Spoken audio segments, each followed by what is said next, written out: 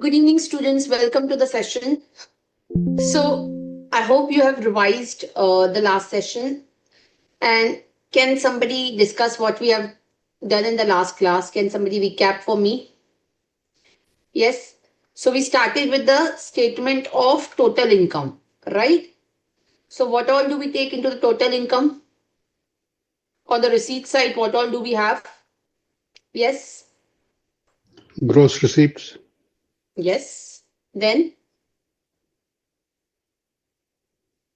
then the voluntary contributions other than corpus donations. right. Voluntary contribution other than corpus. Corpus donation, what is the rule for that? 20%, Corpus donation, yes. What is the rule for corpus donation? It is deposited in 11.5 modes, then it is allowed. Corpus donations are exempt.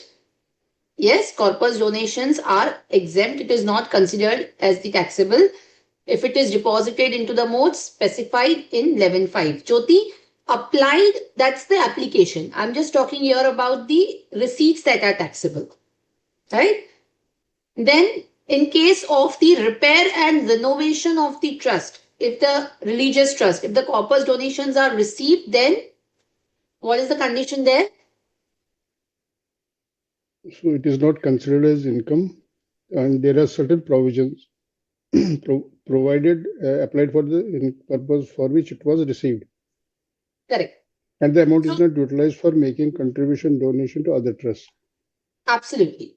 So, in case of the religious trust, if the corpus donations are received for the repair or renovation, it is not considered as income. If it is applied for the purpose for which it was received, the amount is not utilized for making donation to another trust and it is invested in the mode specified in the 11.5. What if the conditions are violated? What if the conditions get deemed yes? income, Correct. income in the previous year in which the conditions are violated. Correct. So it will be considered as deemed income in the previous year in which you violate the condition. Absolutely. What about the anonymous donation received as corpus? Yeah, 5% of the total donations or 1 lakh rupees, whichever is higher, is exempt up to this limit, and thereafter taxed under 115 BBC at 30%. Correct. So anonymous received as corpus are not exempt, right? Yes? Okay. Yes, Jyoti, correct. Then what about the taxability of the anonymous donation? 30% under section 115 BBC. And what is the limit there? 5% or 1 lakh rupees, whichever is higher. Correct. So up to that limit, can you utilize for the application, ad hoc application available for that? Yes, ma'am. Yes, right? So that is about the anonymous donation. To whom anonymous donations are not applicable? What are the exceptions? Trust created. Yes. Other than general public utility trust are there, no? Poor relief and emoluments and wildlife. A to F is allowed. No. Only G. It is not applicable for the trust created wholly for religious purposes. Religious purposes, yes. Yes, trust created partly for religious or partly for charitable purposes. In case a trust is created partly for charitable, partly for religious, then 115 BBC will apply only if the donations are received for educational or medical institution. Fine? Yes, ma'am. Then it considers income from government grants or security and the capital gain. That brings to your gross receipts. What are the application of income? 15% ad hoc application is allowed. Yes. Subject to the condition. What is the condition for that? Invested in specified modes 11.5, section 11.5. Correct. It should be invested in the modes specified under 11.5. So it is not that, you will get ad hoc 15%. You have to invest it in the modes specified under 11.5. What are the modes specified in 11.5? Government securities, Yes. Investment in government savings certificate, post office saving bank, cooperative banks, investment. Then shares of the public sector company, government securities, bonds of the financial corporation. Yes or no? Yes, ma'am. Power grid, infrastructure, new one is added. Correct. Correct. So that is the mode specified under 11.5. Then what are the other application balance? 85% you can spend on what? operational expenses Correct. When are the operational expenses allowed? on actual payment basis. On the payment basis. So expenditure incurred but not paid will not be allowed to us. Yes. Then what else? What kind of other operational expenses are not allowed? Expenses in cash more than 10,000. If TDS is not deducted, If TDS is not deducted, whether 100% expenditure is not allowed? no, 30, 30%. 30%, right? TDS not deducted or deducted but not paid before the due date of return of income. When it is allowed? When it is, in which year it is paid, in that year Yes. it will. In that year, it will be allowed, right? Then what are the other expenditures? Repayment of loan. Repayment of loan, yes. capital So assets, capital assets, yes. In capital assets, whether you will get the depreciation, no, we will not get the depreciation on the capital assets, right? Then what about if you are unable to apply your 85% of income? we have to So file a yes, form. correct. So if the income is not received during the year, or if it is received late during the year. Yes. So what form Yes, do you need to file? 9, no, 9A form, ma'am. 9A. 9A form. Correct. Before the, yes, 2 months before the filing of return of return of income. income. But the Yes. CBDT has relaxed that timeline and it is allowed till the date of filing of return of income. So you can just make a note of here just for your easy remembrance purpose.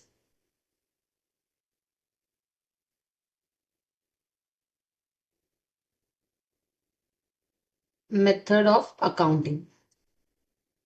If the trust follows cash basis or if the trust follows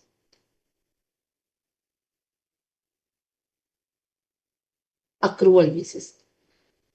If the trust follows the cash basis of accounting, in that particular case, what will happen? What about my income?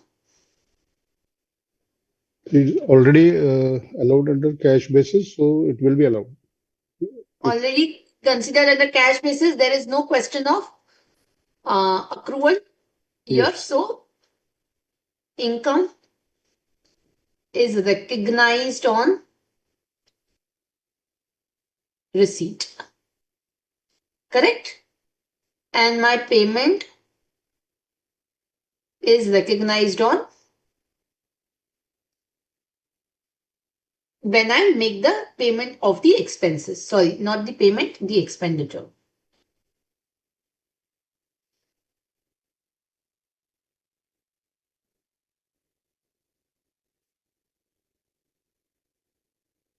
But when I follow the accrual, I will recognize the income on accrual basis. Right? However, if the income is not received,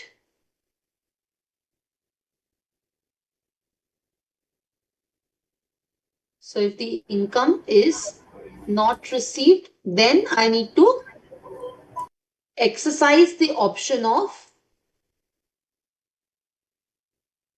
deemed application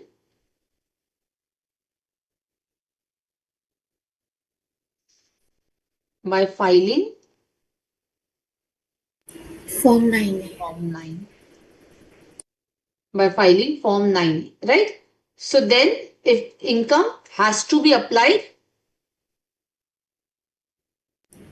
In the year in which it is received. in the next previous year of receipt or in the One bonus following year. previous year. What if the income is not applied? Then it is considered as Deemed income. deemed. Then it is considered as deemed income of the year in which year it will be considered as deemed income? Of the next year in which it is supposed to be applied. Yes, the last previous year in which it's supposed to be applied. So if it is received, if it is not received in previous year 25-26 and received in 26-27, so it has to be applied by 26-27 or latest by 27-28. If it is not applied by 27-28, it will be deemed income of the previous year. Which previous year? 27-28. 27. Correct? Expense we will recognize on. Yes, Cash. Payment basis. payment basis. Clear? What if my income is received late so that I'm not able to spend?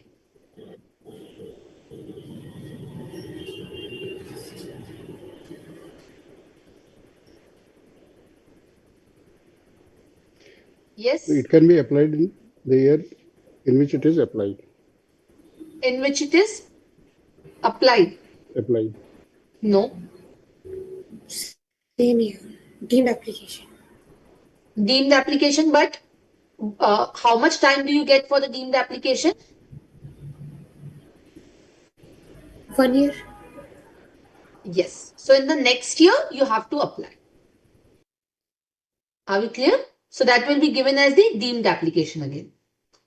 So that amount will not be taken into consideration for the purpose of determining the income of the charitable trust. Are we clear? And again, if it is not applied in the next year, then it will be deemed income. Of which Deemed year? income. In the year in which it is supposed to be applied, it is next year. Yes. In the next year, it will be considered as my deemed income. Clear? Yes, ma'am. Then what else is allowed as the application? Whether what donation to another trust is allowed as application? Yes, ma'am. Other than corpus donation to registered Other than trust. the correct. Other than the corpus donation and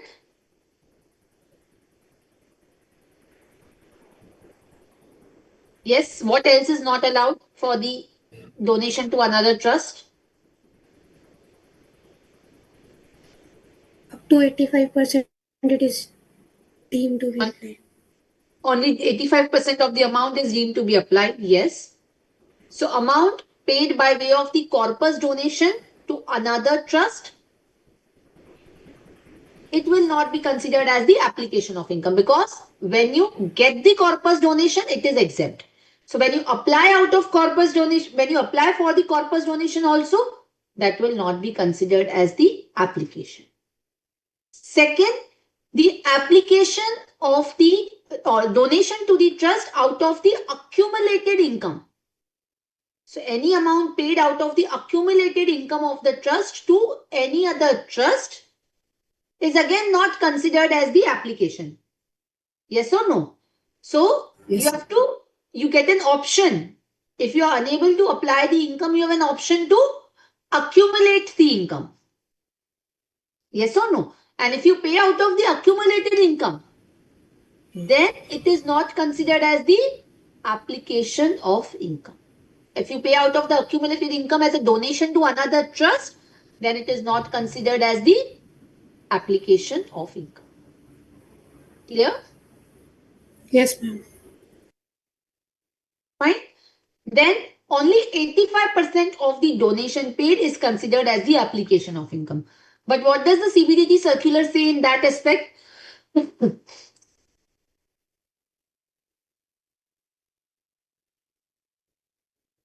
On remaining 15% has to pay X.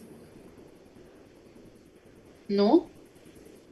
So CBDT circular gives the clarification that the donations made by the trust to another trust shall be treated as application only to the extent of 85%. However, the trust has actually donated how much? 100 rupees entirely, 100%, right? But we Yes, are considering application as 85%. 85. So, for that 15% ad hoc application, how will I deposit it in the mode specified under 11.5 if I have donated entire 100 rupees? So therefore it says that 15% of the 100 rupees which have been donated to another trust will not be required to be invested in the mode specified under 11.5 as the entire amount has been already donated. So even if you say that 85% is the application, but I can't deposit 15% into the mode specified under 11.5. So I will consider entire 100 only for the purpose of the application. Clear? Yes, ma'am. Yes. Then with respect to the amount of the repayment of loan. So when you make the application from the loan amount, is it allowed? No, only when it is repaid, and it should be repaid within 5 years of application. Correct.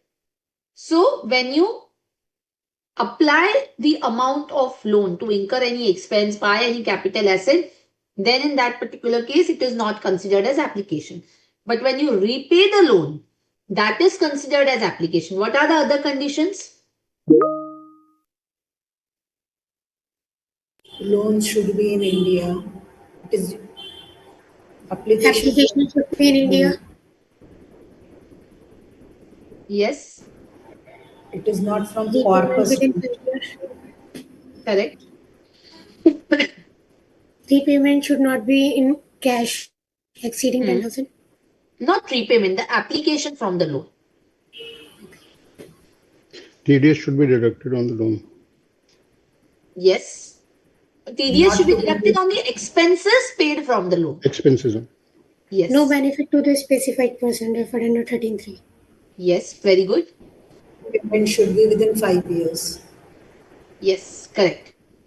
So in that particular case, when you make the repayment of the loan, you have to fulfill the condition that the application from the loan should have been for the purposes in India. Application should not be in the form of corpus donation to another trust. In case the application is made for any expenses, the TDS is deducted. The application which is made for some expenses that should not exceed rupees 10,000. The application is allowed in the year in which you repay the loan. And the application should not be for the benefit of any specified person under 13.3. And the repayment of loan should be made within 5 years from the end of the year in which application was made from the loan. Clear? What about the corpus donation? Sorry, what about the application from the corpus money?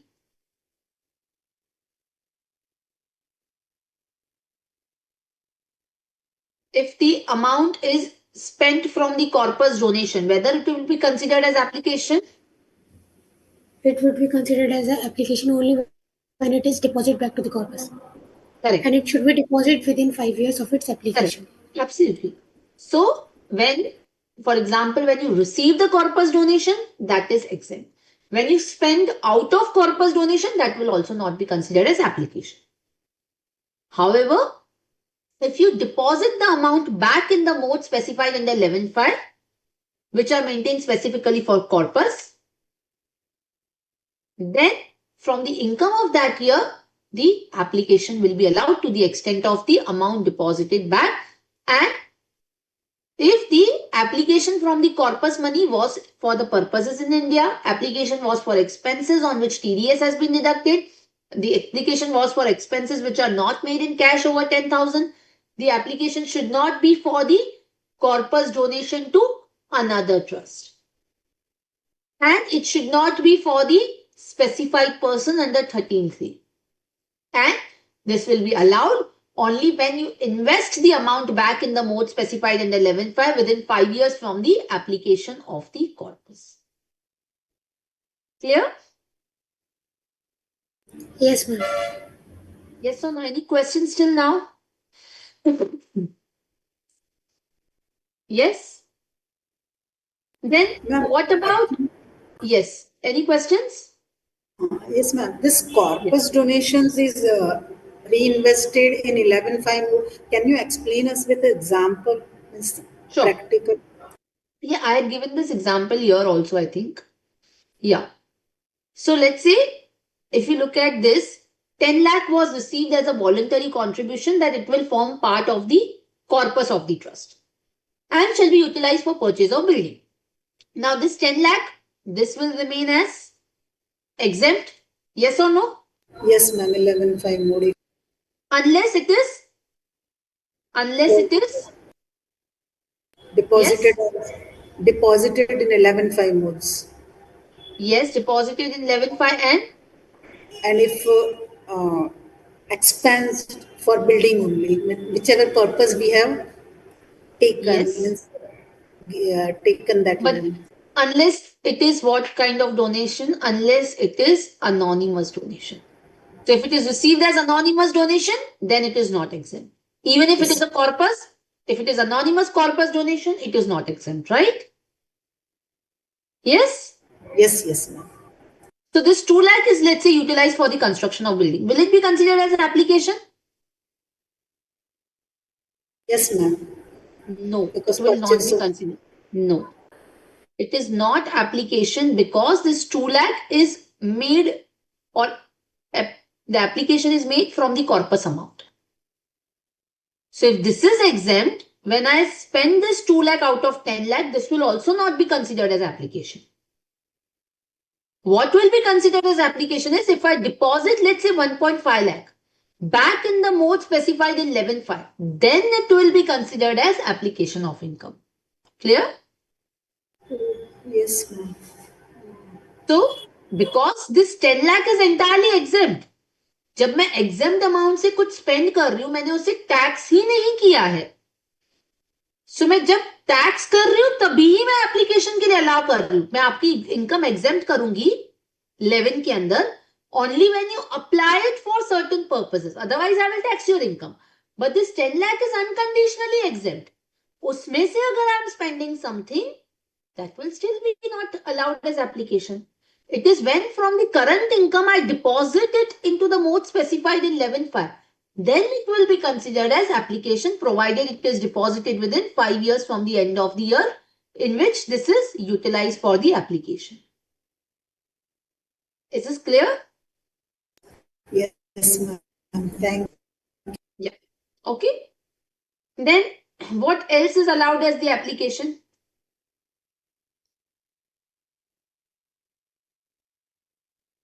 Yes. What about the expenditure allowed on actual payment basis? In that, will you only allow the expense or will you include the other sum also?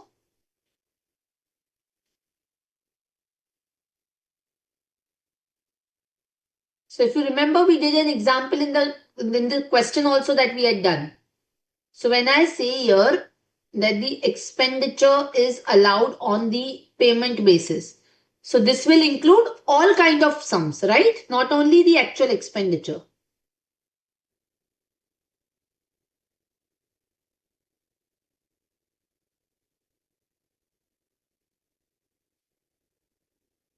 Do you recollect the example where I had purchased a building, but I had made the payment in the next year? The question that we had solved that day? Yes or no? Just like provisions. Yes, ma'am. Yes. So I did not allow it as an application. I said you can exercise the option for accumulating the income for the specified purpose. So you can accumulate the income for the specified purpose by filing which form? Form 9A. Form 10. Form 9A is for the income not received or received late. For accumulating the income, the form is Form 10. Form 10. And again, it has to be filed 2 months prior to the due date of return of income. But the CBDT has relaxed it to filing up to the date of return. So in that form, you have to state the purpose of accumulation and the period till you want to accumulate the income. Maximum period is how many years? 5 years. 5 years. So the application is allowed only on payment basis, is not just restricted to the expense. It is for all the sums which are taken as application. Clear? Yes, It will even include the capital asset. Okay? Yes, ma'am.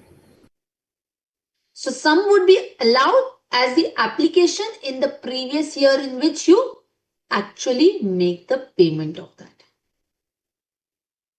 Fine?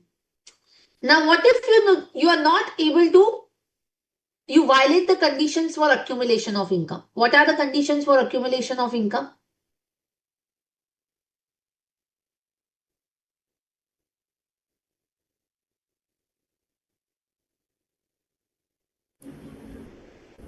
File form before due date. Invest in 11.5 more. Yes. Utilized within the period as specified in the form. Correct. So, in case you fail to satisfy any of these conditions, where the accumulated income is applied for other than charitable or religious purposes, right? Where the accumulated income is applied for other than charitable or religious purposes, it will be deemed income of the previous year in which income is applied for other than charitable or religious purposes. Or the income ceases to be accumulated.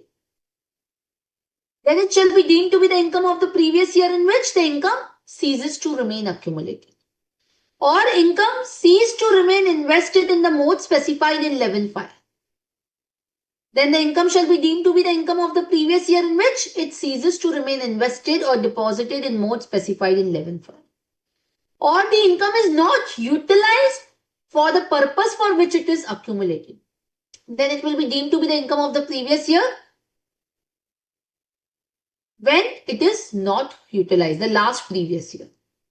So let's say I have accumulated it for 3 years and till the 3rd year I have not utilized, then it will be the income of the last previous year. Or if the income is paid to a trust from the accumulated income. I told you it is not considered as an application. So any income paid out of the accumulated income to any other trust, it is not considered as the application of income. This is also not considered as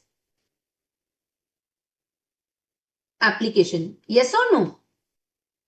Plus this will be deemed income of the year in which the income is paid to the trust. Clear? Yes, ma'am. And this deemed income will be taxable under which section? 115 BBI. 115 BBI. What is the tax rate? 30%. 30%. On the gross basis, expenses are not allowed. correct. Expenses are not allowed. Are we clear? Yes. Yes. Yes, ma'am. Now, in case this particular 115 BBA, in what other sections it is applicable?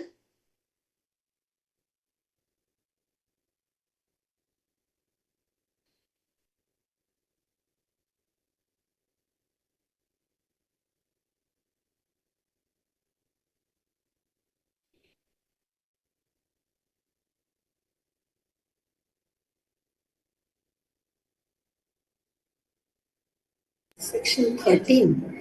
Denial No, of 115 BBI.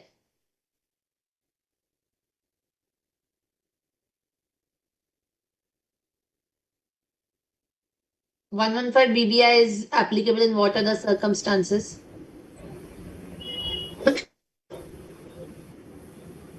Anonymous. Anonymous donation. No.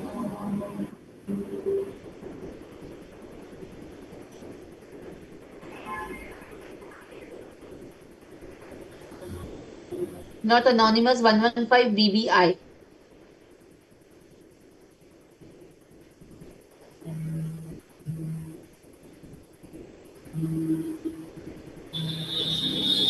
Yes. What does the specified income Form 10 mean? is not filed. Sorry? Specified means Form 10 is not filed within due date.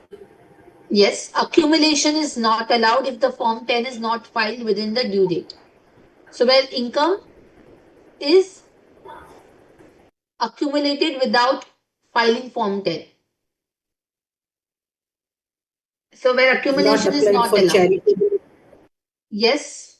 Not applied for charitable or religious purposes. Yes. If it is not applied for the charitable or religious purposes. Yes. Then Not invested in modes specified. 11.5. yes. Where the income is accumulated and it ceased to remain invested or cease to remain invested in mode specified in 11.5 or it ceases to be accumulated. Then Not utilized for specified purpose within the specified time given. correct. Yes. What else? Paid to any trust, corpus, or Paid to any trust out of the accumulated income, not necessarily to the corpus, paid to any trust out of the accumulated income. In these cases, you will have the deemed income. What else?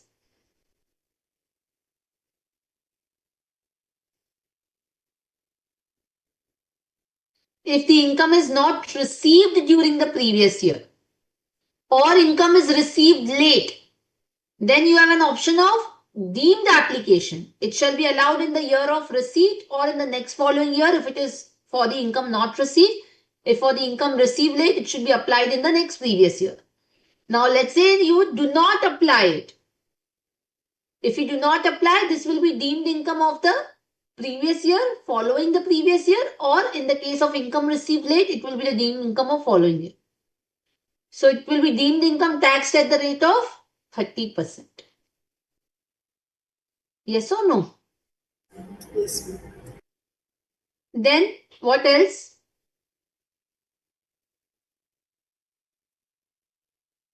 Denial of exemption under section 13. No, if it is applied for the benefit of the prohibited person, then also it will be considered as the deemed income. Right? And this will be taxable at the rate of 30%. Now, when can the trust registration, exemption be denied? When it violates its object, it applied income other than the purpose for its objects. Yes. Then what else?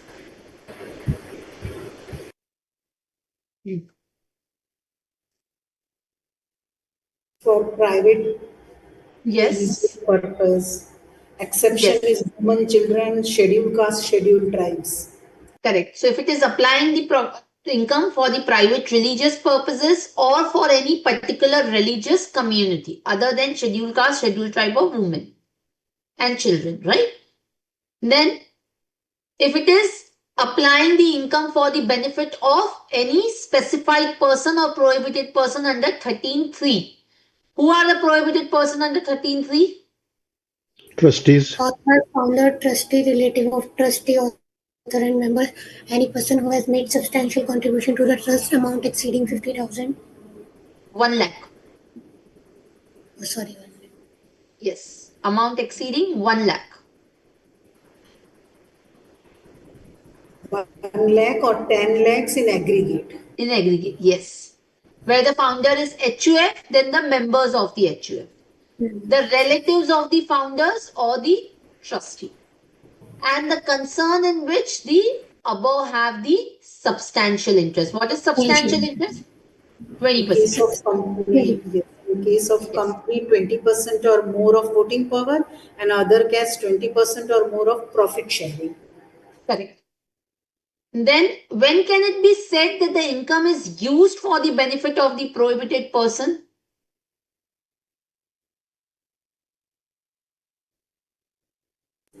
Giving interest-free loan, using property of trust without adequate rent, excess sum paid for services, excess Yes. payment of purchase of property.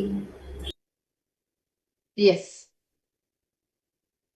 So when it can be said that the income is used or applied for the benefit of the prohibited person, it deems certain conditions where it will be used or applied for the benefit of that person is deemed to have been used. When the loan is given without interest or without adequate interest or without adequate security, or the property is allowed without adequate rent, there is excess payment of the services which have been given by that person, or there is inadequate remuneration received for services rendered by the trust.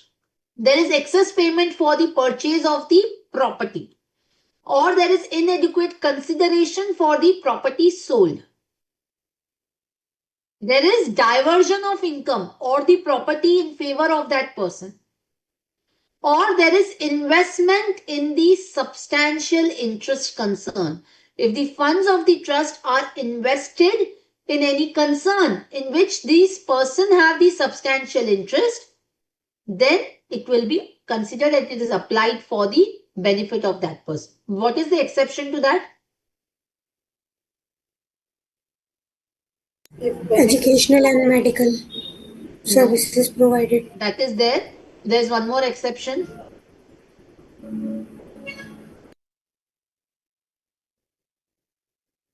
Where the funds are invested in the concern do not exceed 5% of the capital of that concern. Yes, if the investment in the concern is less than 5%, then the entire exemption for that investment will not be, the entire exemption will not be denied for that investment. The exemption will be denied only to the extent of income from that investment. Let's say I have made the investment up to 3%, which amounts to 1 lakh rupees. So up to 1 lakh, it will be considered as it will not be considered as that I have applied for the benefit of that person. Let's say this 1 lakh generates income of 10,000. Then only to the extent of 10,000, I will not be able to claim the exemption under section 11. Clear? Yes, ma'am. And what if the income is applied for this? Then what is the other exception?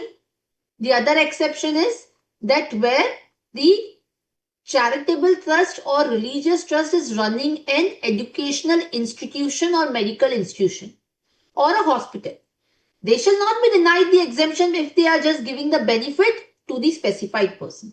However, if the benefit is however, these medical facilities or school facilities are provided either free of cost or at a concessional rate, then it would be considered as the income of the trust and it will not be eligible for exemption.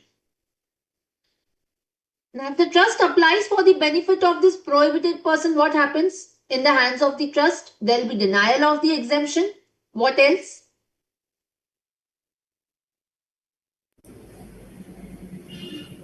Tax rate at 30%. The income will be taxed at the rate of 30% under 115 BBI. And Penalty. Under section correct. There will be 271. also, yes, a penalty under 271 AAE. What is the penalty? 100% for first violation and thereafter 200% for next violation of the income 100% applied. of? Income applied. 100% of the income applied where the violation is noticed for the first time and 200% for the subsequent violation. In the hands of the particular person, what will happen? Taxable under section Income at 56 to 10. 56 to 10. Correct. So 56 to 10 will be applicable in the hands of the person. Then when else the income of the trust is not exempted?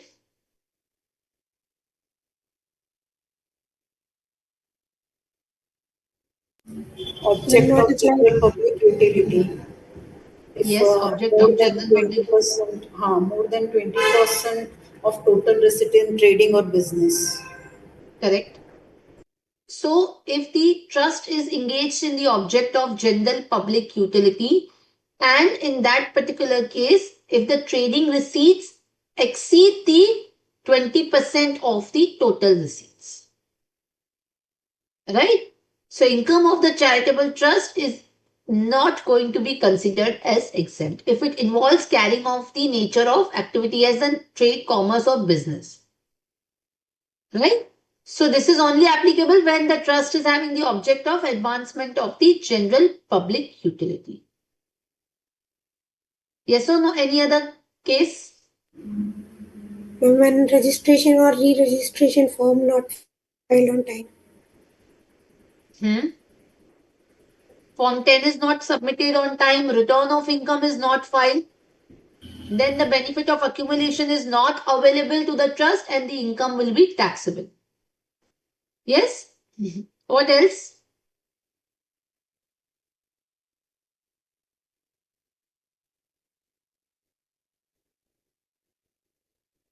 Anonymous donations gives me. Anonymous donations, very good. If the funds are deposited in impermissible modes other than 11.5, yes? What is the exception to that?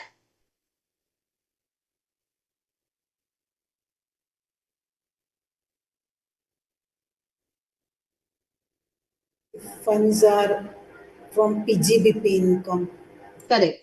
If the funds are invested out of PGBP income, if the trust has, however, charitable object plus PGBP and it maintains a separate set of books of accounts, then 11.5 is still applicable.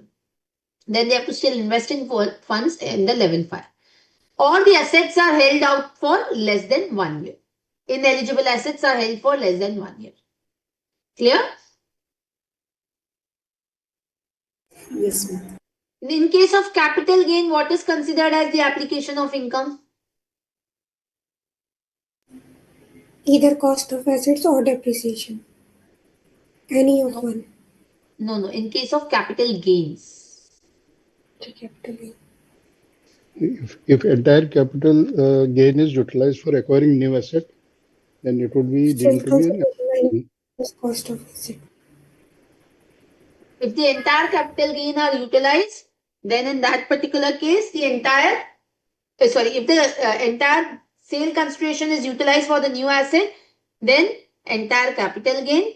However, if partly, then in that case, what will be the application? cost of the new asset minus cost of the old asset. Correct. Cost of the old asset minus new asset minus cost of the old asset. Clear? Any question till now?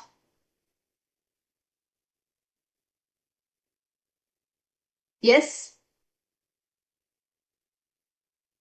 Clear, ma'am. Thank you. Yep. So this completes your majority of the trust. Now, what are we left in the trusts chapter? We are left with something called as the concept of exit tax. But before that, we will understand that what will happen if the trust is denied the exemption. If the trust is denied the exemption under section 13, let me take you to the module. Let me know if the screen is visible. Yes, It's ma'am. visible. Yeah. So, manner of computation of income of a trust which is violating the conditions. So, if the trust, let's say for example, does not fulfill the conditions, its exemption gets denied under section 13. Section 13 says that the section 11 exemption will not be available. Right? So, if the trust is not allowed the exemption, in that particular case, section 13 says that how will the income be computed? So where it violates the conditions, where the trust violates the condition of its registration or the exemption is denied to the trust. In that particular case, how will the income be computed?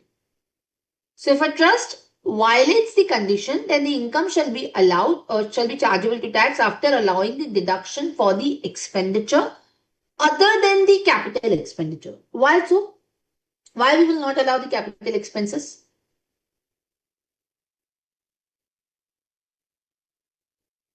Already 100% allowed, ma'am, previously. No. You're not being allowed the exemption. Here it is not a case of exemption. So where, let's say for example, the trust has not filed the return of income in time.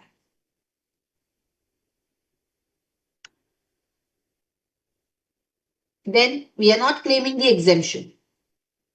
So if you are not claiming the exemption, see, if it is considered as exemption, then only the capital asset purchased is considered as application. But where you are not being allowed the exemption, you will only be allowed the deduction for the expenditure on normal basis, not for the capital expenditure. So where trust violates any of the conditions, where the trust violates any of the condition under section 13, 13 says the trust income will be computed normally. So then section 11 or section 12 is not applicable to you. So is it section 28.5? Not 28.5. How 28.5? 28.5 is for the PGBP in terms of the specific provisions relating to that. So if let's say for example the trust has the trading receipts more than 20%. Or let's say for example the trust has not filed the return of income on time. Are we getting it? So in that particular case we are talking about those scenarios. Or where the total income of the trust exceeds the maximum limit chargeable to tax and the trust has not maintained the books of accounts, not got the tax audit done. Not the tax audit but the audit done. Trust has to also get the books of accounts audited. So if the trust violates these conditions, so either it has the receipts from the trade commerce which is in excess of 20%, or it fails to maintain the books of accounts, or it fails to get the books of accounts audited, or it fails to furnishes the return of income on time, then its income will be computed on normal basis. Gross receipts minus the revenue expense. What revenue expense you will allow? The revenue expenditure is the normal general revenue expenditure. It should not be from the corpus because any which ways the corpus donations are capital receipt. It is not taxable, it is exempt. So even the expenditure should not be from the corpus. Are we getting it? The expenditure should not be from any loan or borrowing. And if the acquisition cost has been allowed in any previous year for the capital asset, then you will not get the depreciation in this year. And the expenditure should not be in the form of donation to any other trust. What is disallowance over here? Same disallowance. Capital expenditure is not allowed as deduction. From this year onwards, you will get depreciation. But if you have taken the capital asset application in the past, then for last capital assets, you will not get depreciation again. From now on, you can't claim the capital expense. You have to claim the depreciation on that capital asset. Disallowance under 41A, if you have not deducted the TDS or deducted but not paid, expense in excess of 10,000 in cash. So, your normal way it will be computed if you do not furnish the return of income, do not get the books of accounts audited, do not maintain the books of accounts, or your trading receipts are more than 20% of your total receipts. Clear? Yes or no? Yes, Yes? ma'am. Okay. The next important part is the cancellation of the registration of trust. Now, remember how we get the trust, how do you make the registration of the trust? How do you make the application?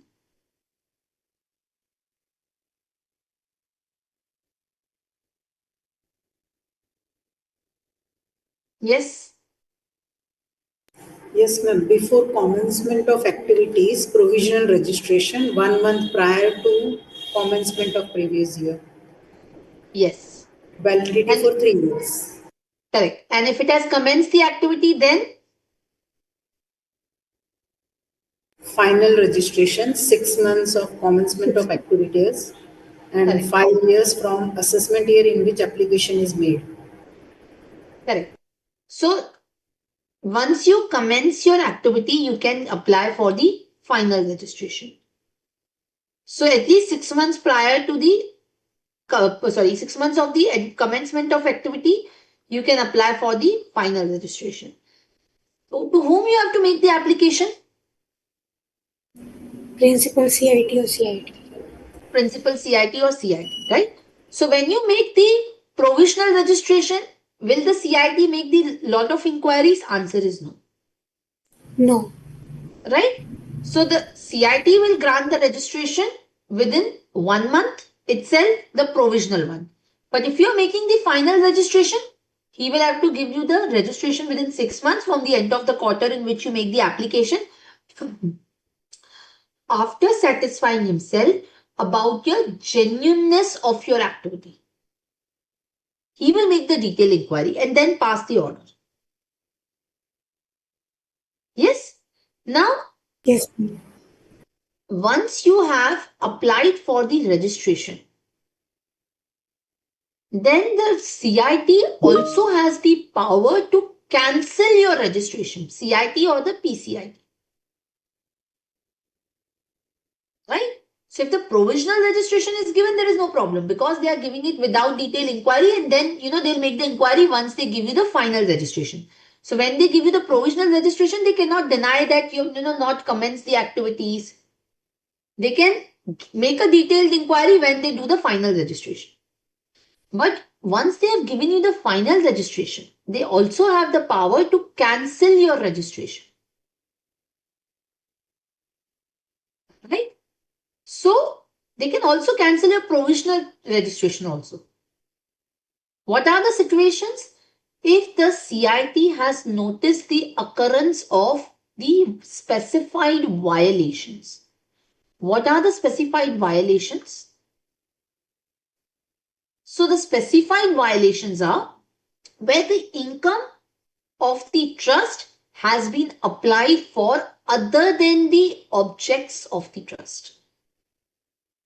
Where the trust has the income from profit and gains of business, which is not incidental to the objectives of the trust, or even if it has the income from the incidental objectives, even if it has a business income which are incidental to the object, but it has not maintained the separate books of accounts.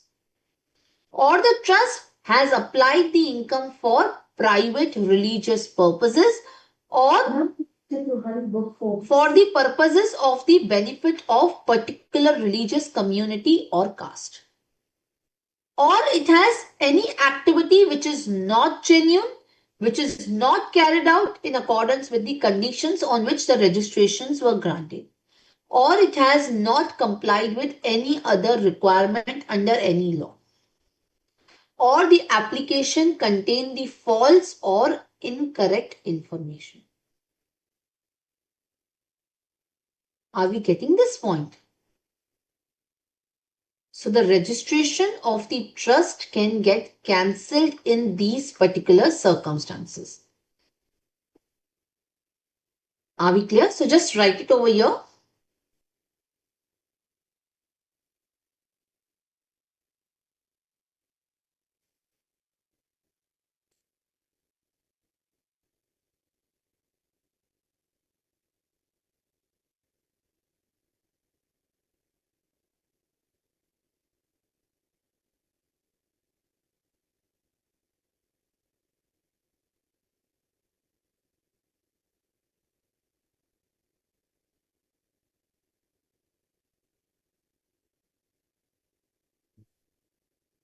cancellation of registration of the trust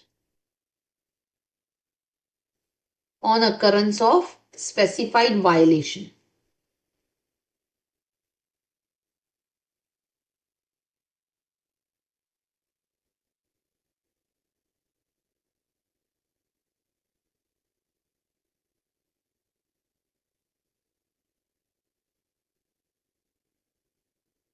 So what are the specified violations? Number one, the income is applied for other than the objects of the trust.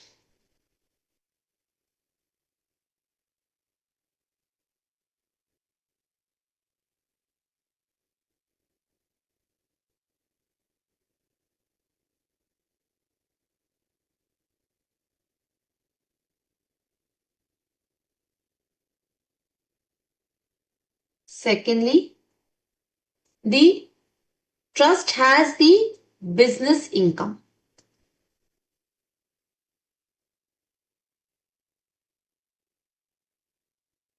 which is not incidental to objects, or trust has business income incidental to objects, but separate books of accounts are not maintained.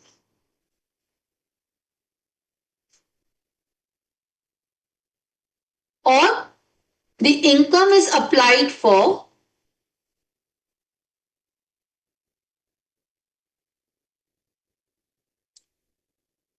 private religious purpose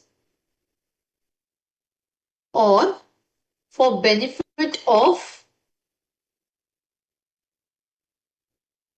particular religious community or caste.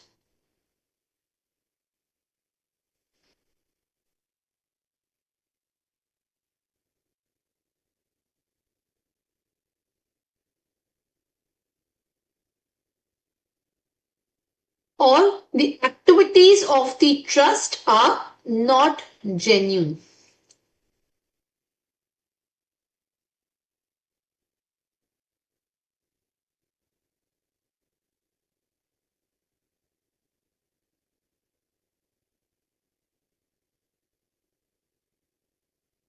Or not in accordance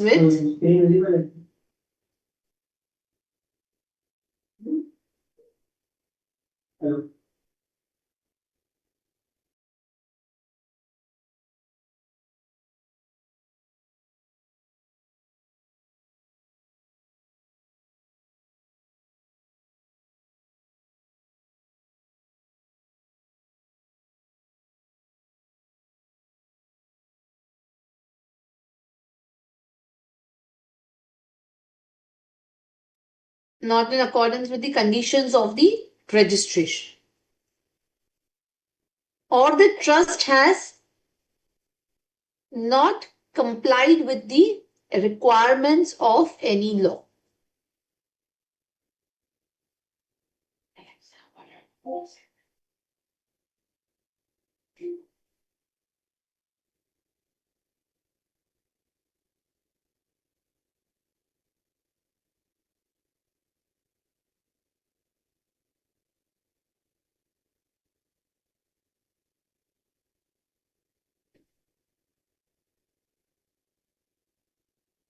Or the last one is trust has applied for registration with false information.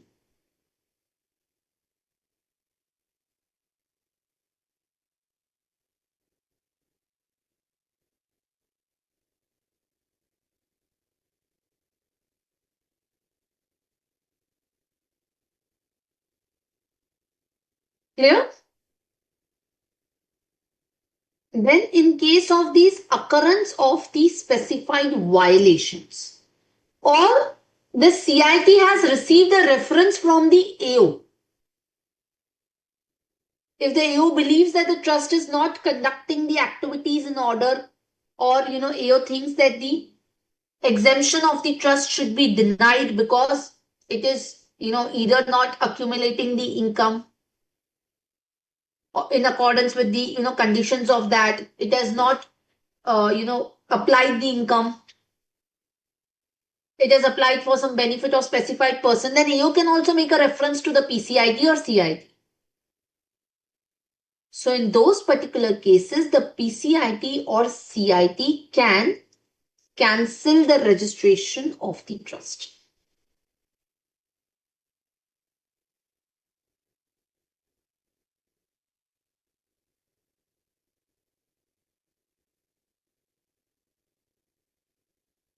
So how would they cancel? So what is the procedure for that? So CIT or After giving PCIT? Yes, after giving opportunity of being heard. correct. So they would first call for the information or documents from the trust to make the inquiry. So if the CIT or PCIT feels that these are the specified violation, they cannot just go ahead and cancel the registration. They will call for the documents, they will look at the documents, they will call for your books of accounts to see whether you are applying the income for the specified purposes or not, whether you are applying the income towards the objects of the trust or not. So they would properly conduct the audit and then see that whether there is an occurrence or not of the specified violations. If yes, they would pass an order in writing cancelling the registration of the trust, after also giving you the reasonable opportunity that you present your side of the story. Otherwise, we'll pass an order either cancelling it or refusing to cancel the registration.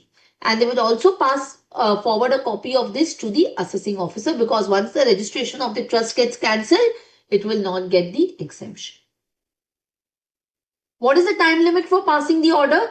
So the order passing time limit is before the expiry of the period of 6 months from the end of the quarter in which the notice is issued by the PCIT or CIT calling for the information from the assessor. Clear? Yes or no? Yes? Yes, ma'am. Now remember one thing, the registration of the trust or the approval under 1023C in both the scenarios can get cancelled. The provisions are same for 1023C as well as for the section 11, right? However, there are certain trusts which are having the unconditional exemption. What were those trusts?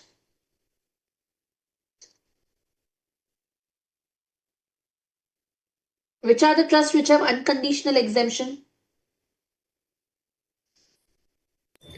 Educational institution or medical institution of which substantially financed by government and gross receipt does not exceed 5 crore.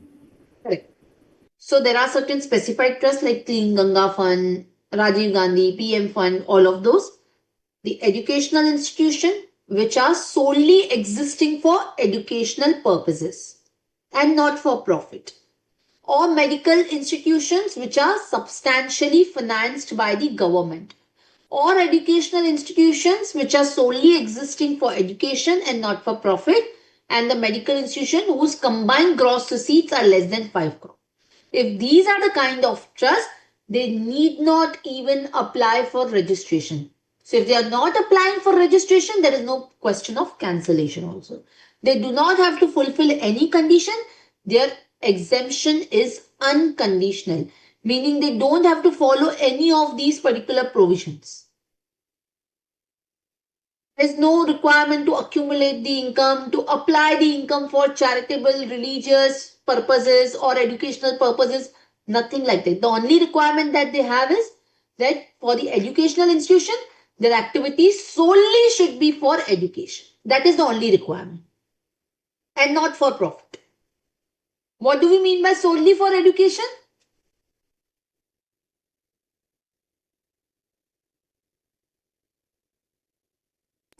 donation from government, more than 50% is received. That is for the substantially financed by government. But what do we mean by solely for education? Only for education and its incidental activities. Correct. So it should be only for education, exclusively for education, not predominantly. Right? So which means they should have the activities which are incidental to education, like library, hostel, bus, all of that. It should not be that they are providing some sort of services to third parties. And they should not be for profit. Having the surplus is not a bar. But how that surplus should be used? Only for the educational activity. Clear? Other than that, they do not have any other condition. Their income is unconditionally exempt. Clear, students? Yes? Yes, ma'am. Any questions till now?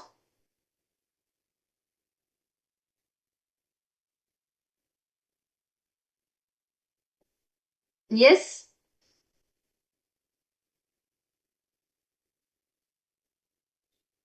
The trust have the requirement in order to avail the exemption, they have the requirement to file the return mandatorily.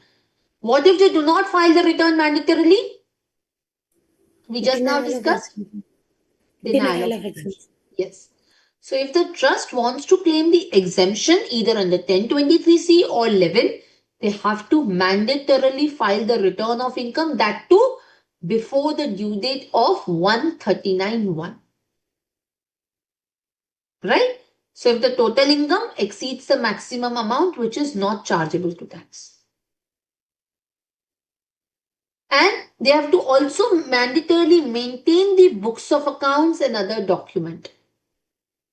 So every trust whose income without considering the exemption exceeds the basic exemption limit, then they are required to maintain the books of accounts and the documents mandatorily. If they do not, then again their exemption will get denied. Plus, they have to get these accounts audited by a chartered accountant.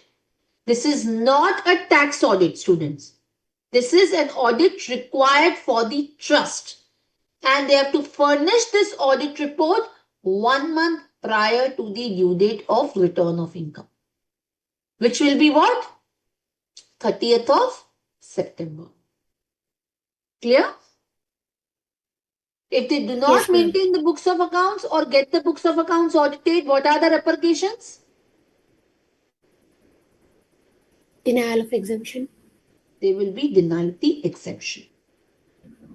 What are the books of accounts which they have to maintain?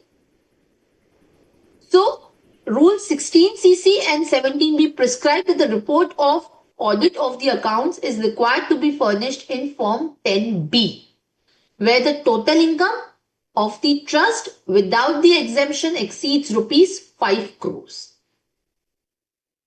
Or the trust has received any foreign contribution. Or the trust has applied its income outside India. And in case of any other trust, they have to furnish the audit report in Form 10BB. Clear? What are the books of accounts? Books of accounts are normal. Your cash books, your ledger, your account books, journals, copies of bills which are there. So these normal books of accounts they have to maintain, and in case they are doing the business which is incidental to the objects of the trust, then what they need to do? Separate books of accounts for that. They need to maintain the separate books of accounts. Also, they need to maintain a record of all the projects and institutions run by them. All the record of income in respect of the voluntary contribution that they are receiving, which should contain the name of the donor, the PAN number of the donors, the Aadhaar number of the donors, how they are applying the income, what are their assets which are generating the income. If they are running an educational institution or a university or hospital, Then what are the sources of income for them?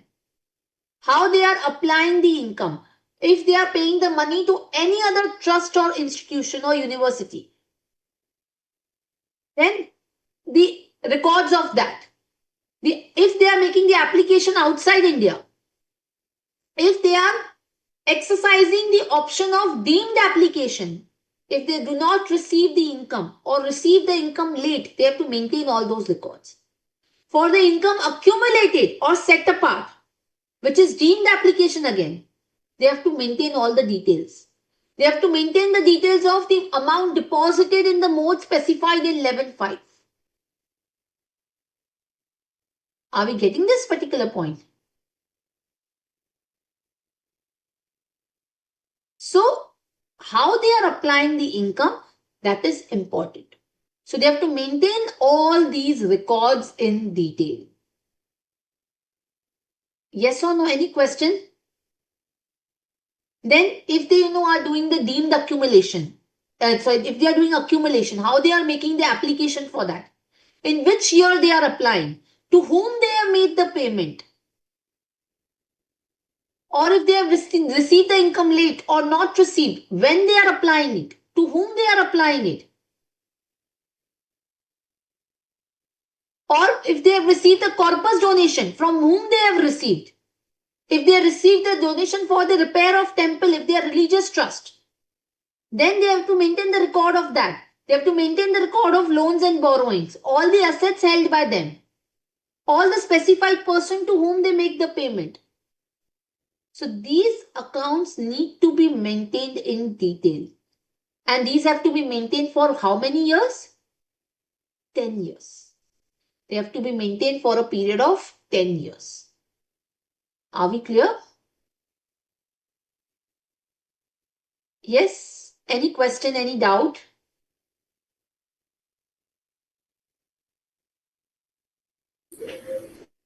Ma'am जब हम ये 10 BB के लिए income consider करते हैं तो उसमें हम रिसीवेबल भी कंसीडर करते हैं मतलब समझा नहीं 10 BB फाइलिंग के लिए हम जब वो टोटल लेते हैं उनकी income from property held under trust एक तो हमने जो इनकम में उनकी आ रही है टोटल इनकम ले ली तो उसमें जो हमारे रिसीवेबल होते हैं उन्हें भी कंसीडर करना चाहिए yes income accruing is what previous you have to year consider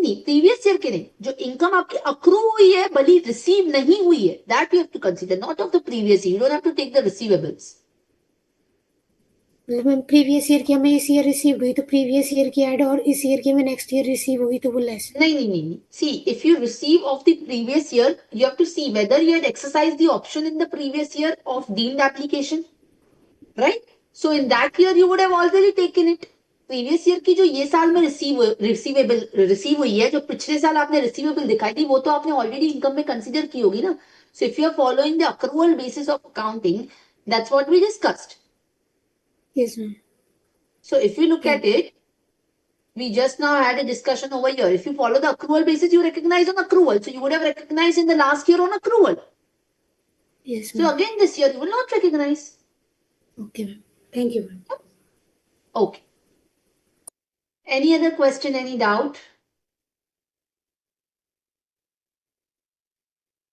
fine so let us take a break over here and then we'll get back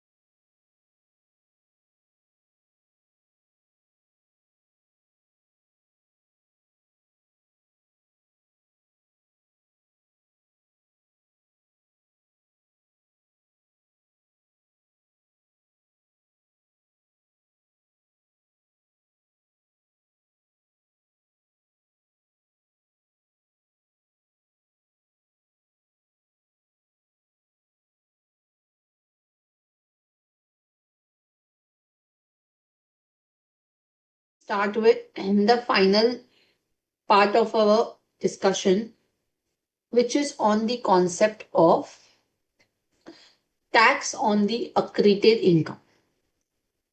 Okay, tax on the accreted income. Now, what is that? Let us try and understand. So, let us first write it down.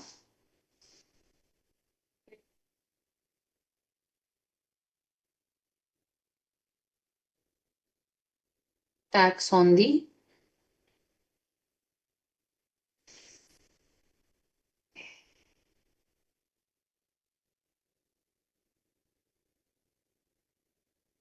section 115 T. So, see students, what happened is that over the time, the trust which is there, right? It will basically accumulate the exempt income. Yes or no?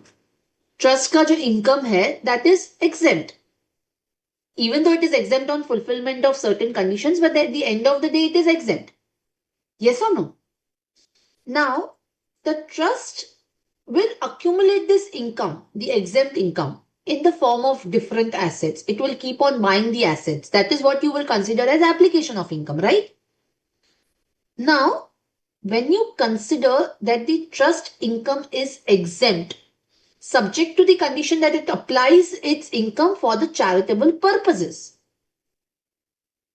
and the trust invest in different modes specified in 11.5 in different assets for the purpose of providing the charitable activities or doing the charitable activities, or it is accumulating the income over the years for specified purposes, right? Now, if the trust winds up or merges with any other trust or converts now itself to a non-charitable organization, now whatever assets it has created out of the exempt income, now suddenly all of these assets will be used for non-charitable purpose.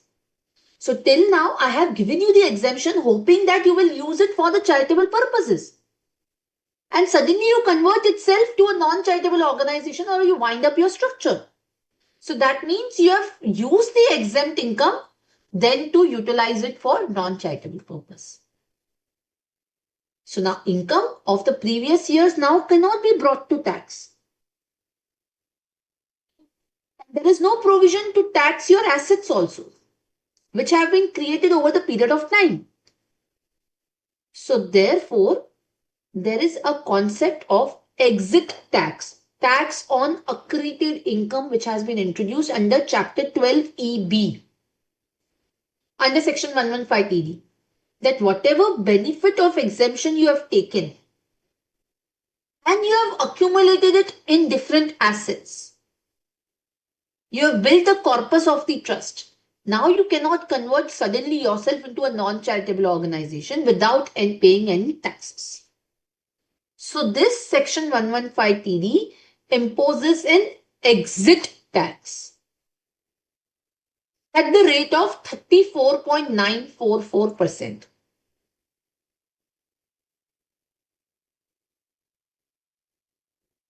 Which is 30% tax plus 12% surcharge plus 4% cess. Now, what are the circumstances in which this particular tax becomes applicable?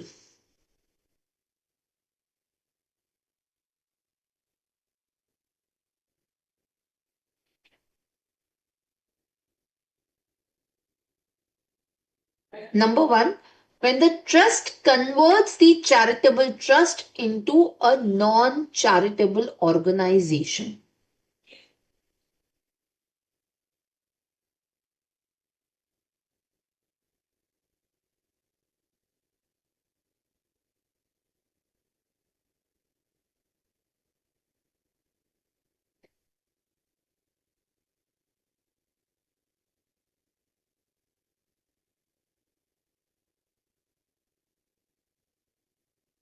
Conversion of trust into a non-charitable organization.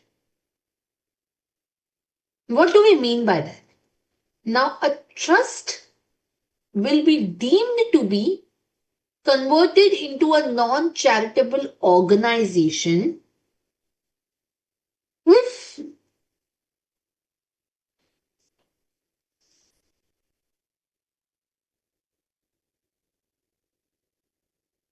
deemed to be converted into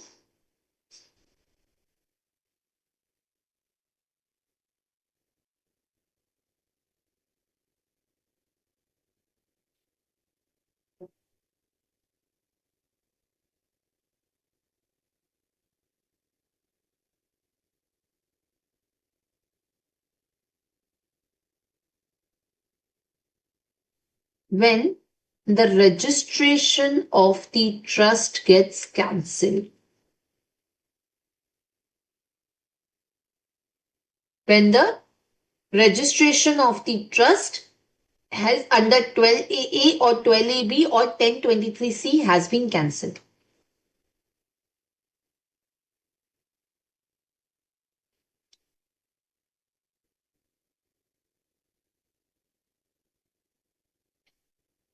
When the registration of the trust has been cancelled. Or when the trust has undertaken the modification of its objects and has not applied for fresh registration.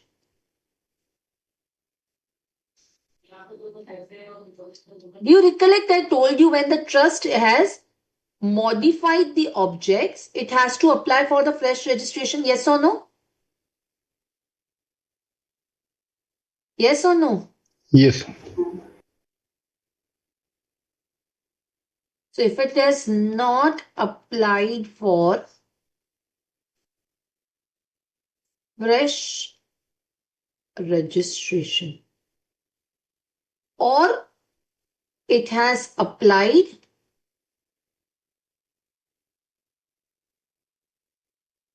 for the fresh registration, but the application is rejected.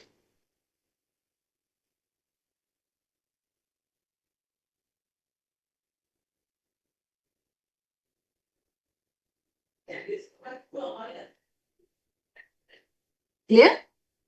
Or it has failed to make an application for the renewal of the registration where the renewal is due to expire either as final or the provisional one. So, where it has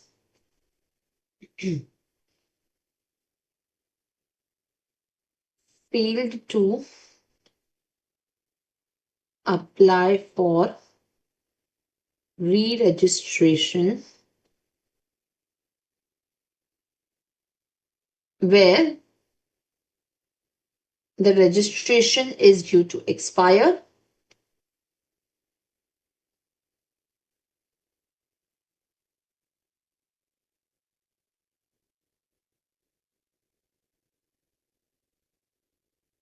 or the final registration is not applied where the provisional registration has expired.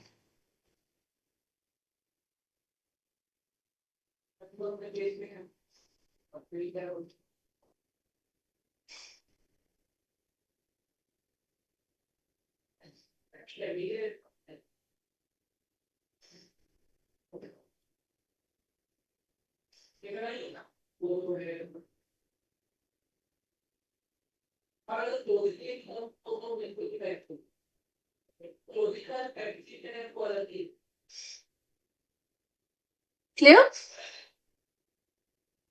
Is this clear?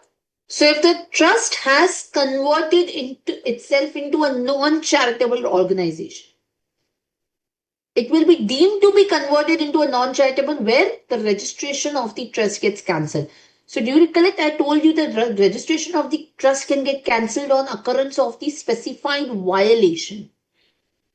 If the income is applied for other than the objects of trust, or where the income is from PGBP which is not incidental to the objects, or they are not maintaining the separate books of accounts when they have incidental PGBP, or the income is applied for private religious purposes or communities, or the activities of the trust are not genuine, it has not complied with any law. In these cases, the violation can occur. And if the violation occur and the registration of the trust gets cancelled, then this is the consequence.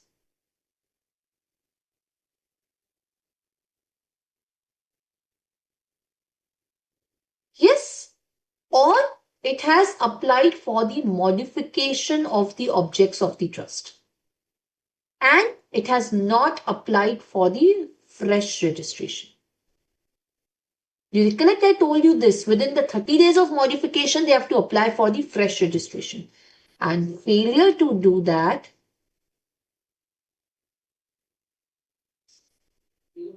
you will have 115 TD. Or your final registration is to expire and you have not renewed it.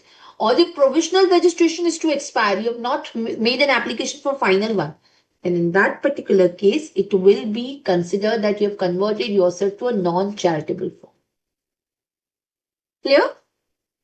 Yes or no? Yes, any questions, any doubt? Yes, students? Clear. Okay. Now, what is the second one?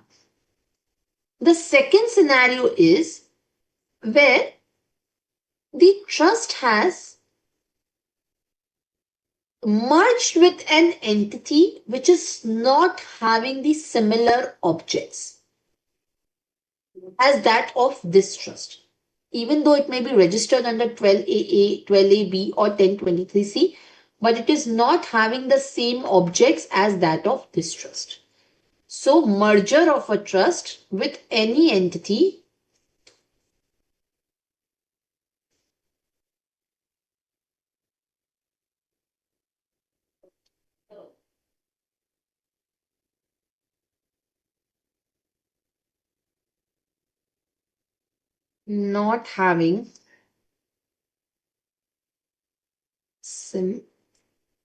not having the similar objects.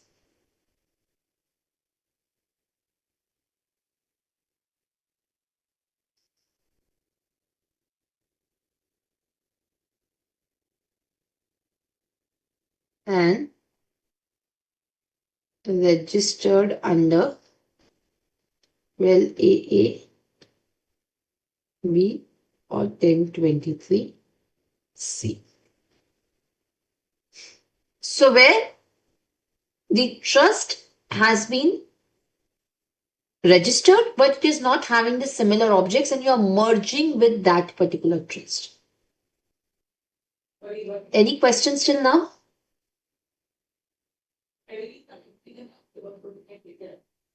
Yes or no? Fine.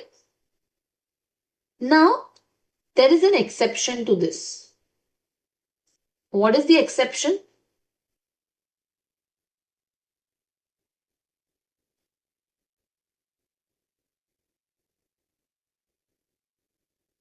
Where the trust merges with any institution which has the similar objectives.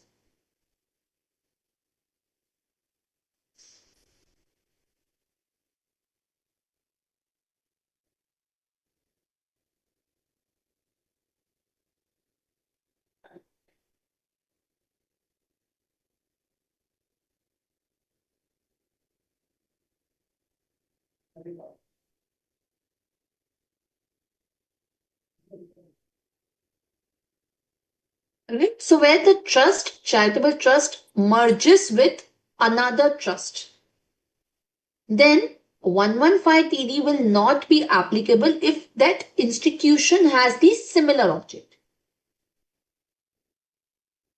Or the other trust or institution has been registered under 12AA, 12AB or 1023C. So, if your trust is not registered and doesn't have that similar object, so then 115 TD is what they're saying is that if you merge with any entity which is having not having the similar object. So where a trust gets merged with entity which is other than an entity which is having the similar objects and registered under 12AA or 12AB. But if you merge with any other entity which is either not registered or doesn't have the similar objects. Are we getting this particular point? So now they are saying that if you merge with an entity which has the same object which is registered, then in that particular case, this particular 115 TD will not apply in this case.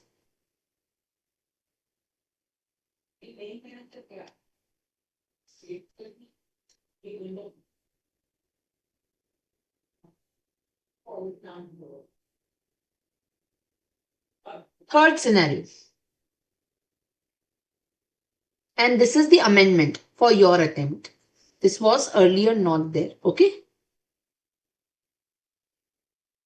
Third scenario. If the trust has not distributed the assets on its dissolution,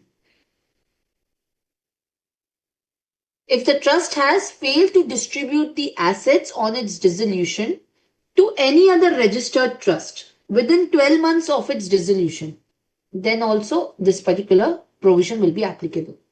So on dissolution of trust, if trust does not distribute the assets within 12 months from the month of dissolution.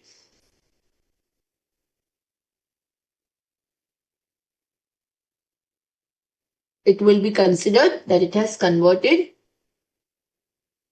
into a non-charitable form. Clear? Yes, any questions till now? Did you understand when this particular accreted tax applies? Yes. Any questions, any doubt?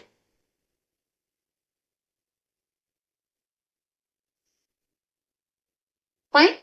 Now, what is the tax applicable on? So, this tax applies on the accreted income.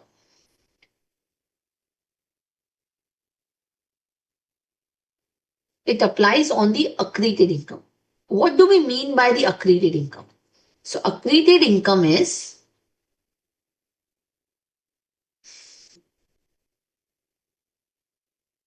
FMV of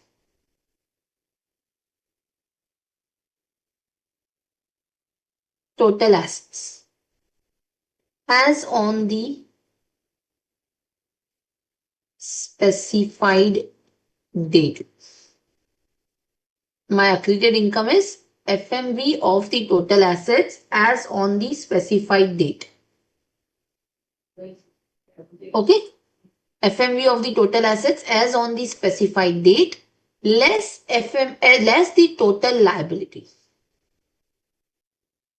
Less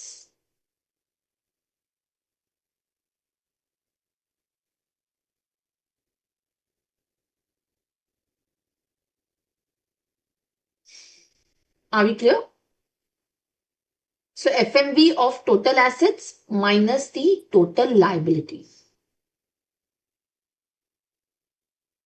So here, as on the specified date, this will become applicable. Now, what do we mean by the FMV of the total assets? So here, from the total assets, you will ignore the income attributable to any asset. So any asset created out of income which has been exempted on account of it being the agricultural income. So I have not created the asset using the charitable trust income. I have created this asset out of agricultural income, which is unconditionally exempt under 10(1). It has not been created out of my charitable income, which was exempt on the condition of activities of charitable nature. So that income I have generated out of agricultural income. So I will not consider that asset into the FMV of total assets. Yes or no? Exclude assets or liability generated out of agricultural income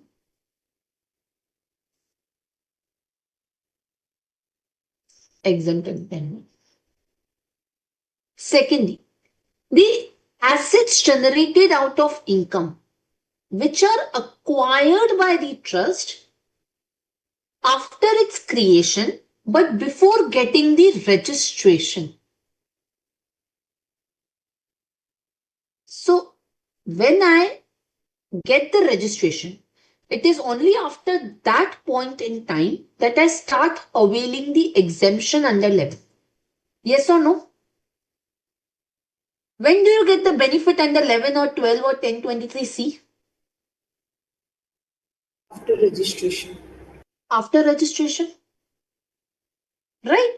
So, till the time you have applied for the registration, or if you have created the trust and not yet applied, till that point in time, is your income exempt?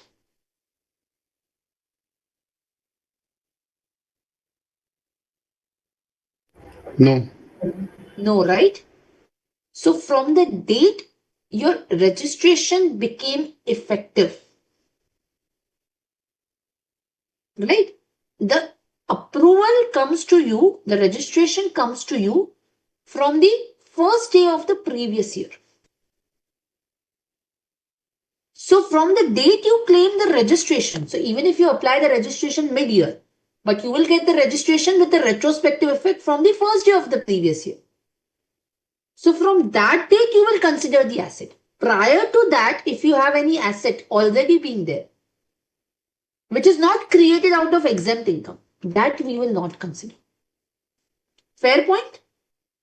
So asset or liability generated out of income prior to the registration under section 12AA, 12AB or 1023C.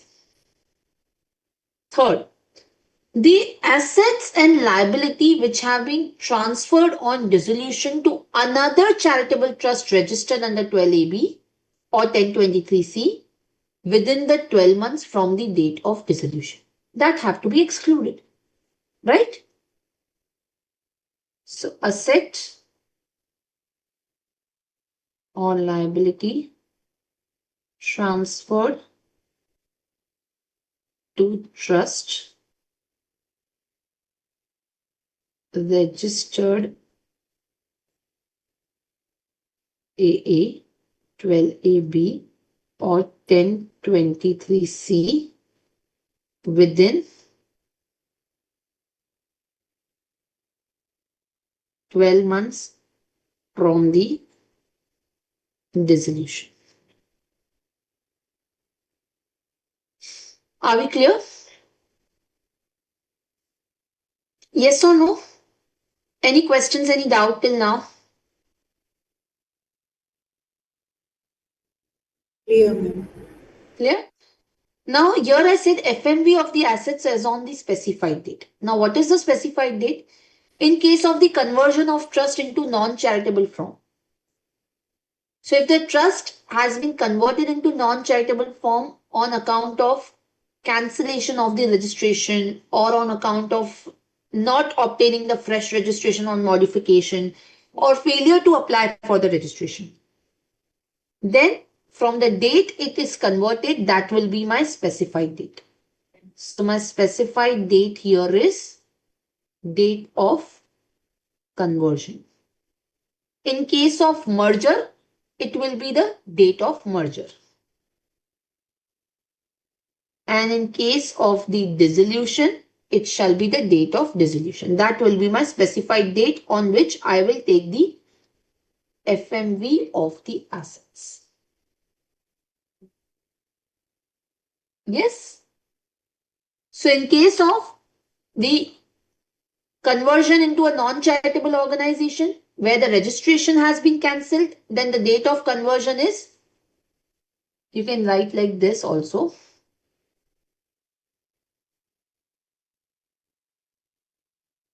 Date of order of cancellation.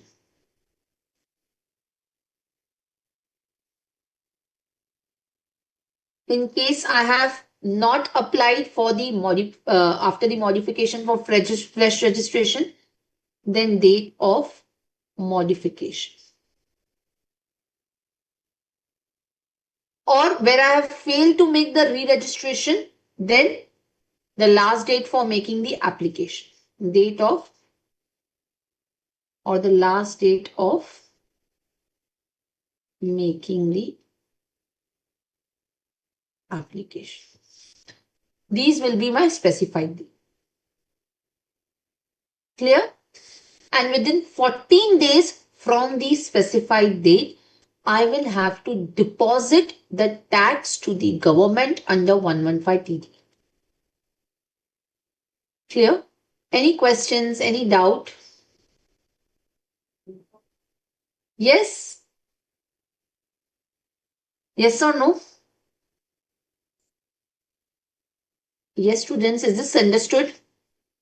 Yes. Okay. So if I have to pay the accredited tax, what is the time limit for paying? Within 14 days.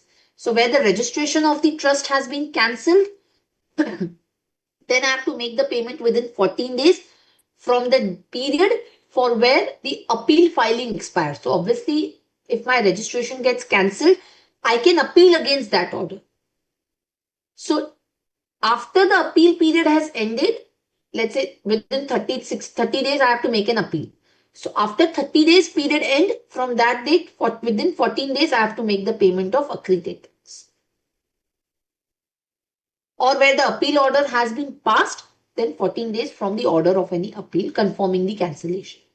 Where I have modified the objects of the trust, then within 14 days from the end of the previous year, I have to pay the tax. Or where I have modified the objects of the trust, but my registration has not been granted. It has been rejected. Again, I can appeal before the CITA. So within 30 days of that appeal period expires, or when I get the appeal order cancelling the confirming the rejection, within that period of 14 days, I have to make the payment of accredited tax. Or where I have merged with another entity, then within 14 days from the merger, I have to pay the tax. Or where I dissolve the trust and do not distribute the assets to the other registered trust, then after the end of the 12-month window, I have to make the payment within 14 days from that period for the accredited tax. And if I do not pay, I will have to pay interest at the rate of 1% per month or for the part of the month. Clear? So within 14 days, I have to make the payment. Any questions, any doubt?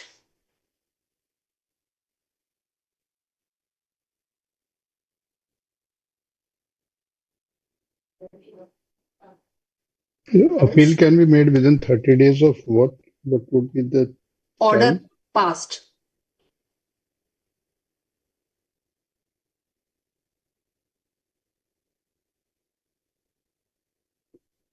So once the order of cancellation is passed or where the application is rejected in case of modification, you can make an appeal within 30 days.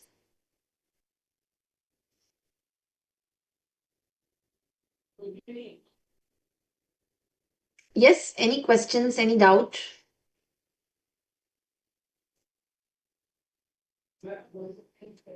Yes or no, students? Is this clear? Clear. Clear. Clear? So this is about the accredited tax. So when your orders are passed, right? So in those particular cases, you have an option to appeal. After that appeal period ends, then you can make the payment within that 14 window day. If you make an appeal, then definitely after receiving the order of the appeal, in case you do not get the appeal, then in that particular case, if you do not make an appeal, then within the 14 days of the appeal window period getting expired. Fine. Any other question, any doubt? Yes or no? Clear. Fine. Okay. Now, tell me one thing. Whether can you make the appeal to the CIT in this case?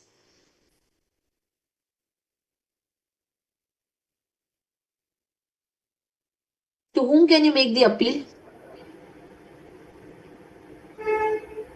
PCIT, no CIT.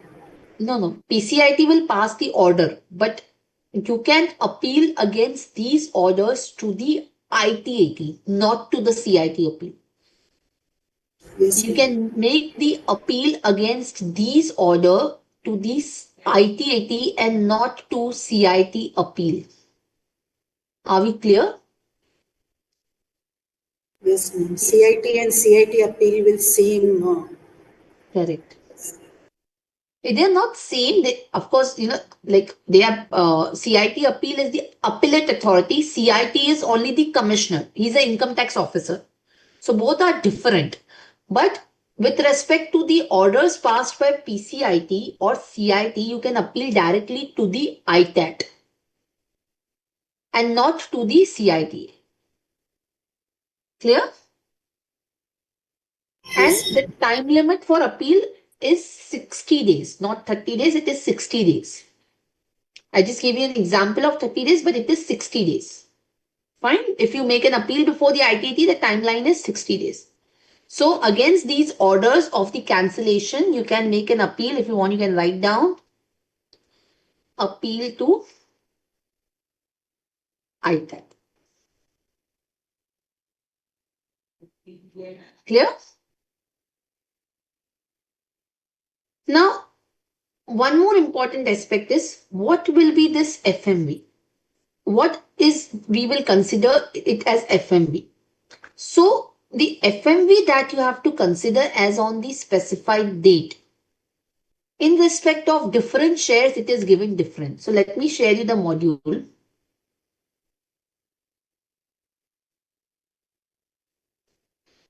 So in respect of quoted shares and securities, it is average of lowest and highest price of such shares and securities quoted on the recognized stock exchange as on specified date. Or where there is no trading, then average of lowest and highest on the immediately preceding date to the specified date. In case of unquoted securities, in unquoted equity shares, so it will be book value of all the assets in the balance sheet as reduced by any income tax paid or TDS, as reduced by any unamortized expenditure, plus fair market value of the jewelry, bullion, paintings, immobile property, and minus the book value of all the liabilities, excluding the contingent liability, reserve surplus, share capital, dividends, any uncertain liability, right? Into the paid up equity share capital divided the paid up value of that particular share. Sorry, into the paid up value of that share divided by the paid up equity capital, total paid up equity share capital. In case of shares and securities other than equity shares. So this was for the unquoted equity shares. In case of any other shares like preference shares, any other convertible shares, any other securities, it will be the fair market value of shares and securities as per the open market value. In case of immobile property, you have to take the higher of the open market value or the stamp duty as on the specified date. In case of transfer of a business undertaking, then it will be the book value of assets plus book value of the minus book value of all the liabilities. Right? And any other asset, it will be the open market value. Liabilities, you will take the book value of liabilities here. Clear? Any question, any doubt? Yes, students, is this clear? I could not get this PV and PE. What is the difference? So PV is the paid up value of that share. PE is the total value of the equity shares. Let's say there could be different equity shares. Let's say one is of paid up value is 10. There are other multiple shares which are there. So total value we'll take. So we are finding out the value of that particular share divided by the total paid up share capital that we have. Are we clear? Yes. Okay. So let us solve few questions on this. Let us go to the end of the module.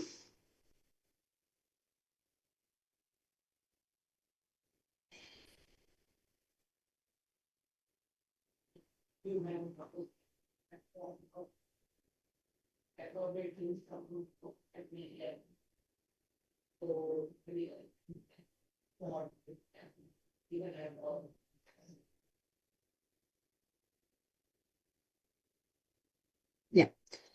Helpage is a charitable trust set up on 1/4/2010 with the object of providing relief to poor. Later, in April 2012, it changed its object to medical relief. It applied for registration on the basis of its new object, that is medical relief, on 1st September 12 and was granted registration on Section 12AA on 1/2/2013. On 1/4/2025, Helpage got merged with Poor Aid, is not eligible for registration under 12AB or approval under 1023C. All the assets and liabilities of the erstwhile trust became the assets and liabilities of the Poor Aid. The trust appointed a registered valuer for the valuation of its assets and liability. From the following particulars, including the valuation report, calculate the tax liability in the hands of trust arising as a result of merger. They have given the land, they have given the location, date of purchase, stamp duty value as on 1/4/2025, value which the land would fetch if sold in open market, and the book value on 1/4/2025. So let us first talk about the land. What we will take?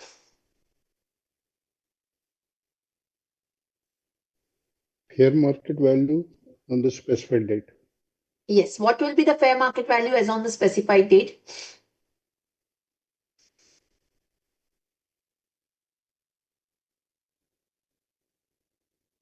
Noida 58 lakhs. Mm-hmm. Gurgaon 120 lakhs. Gurgaon 120. So what do we have to take? Yes, This. Noida will not come because it's registration, before registration it is purchased. Yes. So you need to consider here the land at Noida was purchased on 1/9/2010. When was the trust registered?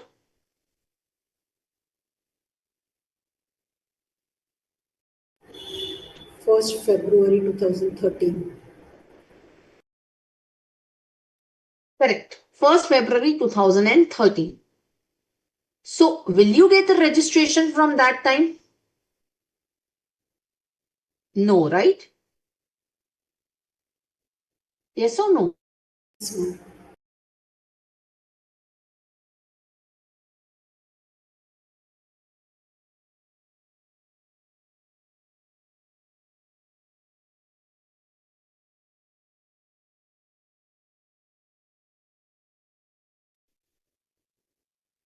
Sorry. The trust was registered on 1/2/2013. So it will be registration benefit. The exemption you will claim from what point in time did I tell you? From the date when you register the trust. Correct? So in this case, this Noida property which is there, this has been purchased on 1/9/2010, well before the registration. Clear? So in that particular case, will you consider this? The answer is no.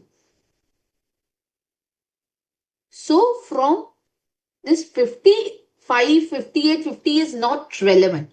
We will not consider this in the accreted income. Are we clear? Yes or no? Yes, ma'am. Clear. So, the year in which the application for registration is made, in that year you will get the registration. So, we will not consider this. Now, with respect of the Gurgaon property, the FMV will be higher of open market value or the stamp duty value. What is my open market value? 100. Right? So, what is the higher of the two? 120 lakhs. Open market value 120 is the higher. So, open market is 120, stamp duty is 100. So, higher of the two, 120 we will take. Clear? Then in respect of shares, these are 5,000 quoted equity shares of A. Date of purchase is 2014, face value is 100, purchase price is 110, highest and lowest price is given on 1/4/2025. The conversion date, the specified date is what? 1/4/2025. And open market value as on 1/4/2025 on the basis of report of merchant banker is not there. So what will you take?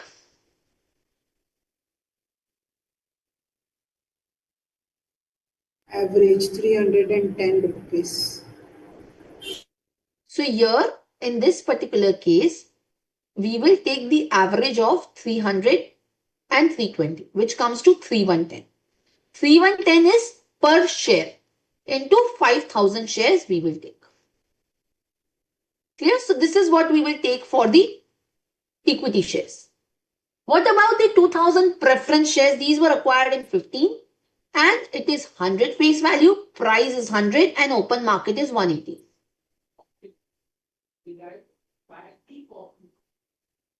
Open market value 180. You will take the fair market value, right?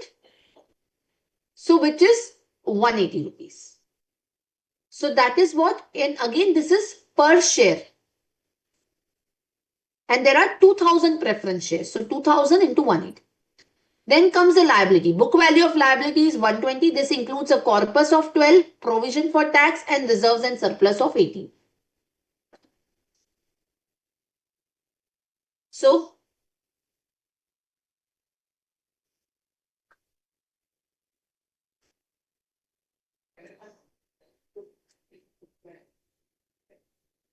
yes, From We book will value of reduce. liabilities. we will exclude reserves and surplus, corpus and provision for tax. So this will give us the book value of liabilities. And on the total, we will consider the tax. Are we clear? Yes. Yes, ma'am. One more question. Yes, ma'am. Let's solve the next one. Serving the poor, a charitable trust is registered under 12AB. On 1/4/25, got merged with another entity not eligible for registration. All the assets and liabilities of erstwhile became the assets and liabilities of the merged. The trust appointed a registered valuer for valuation. From the following particulars, including the valuation report, calculate the tax. Stamp duty value of land is 15. However, if this land is sold in open market, it would fetch 17 lakh. The book value of the land is 20 lakh.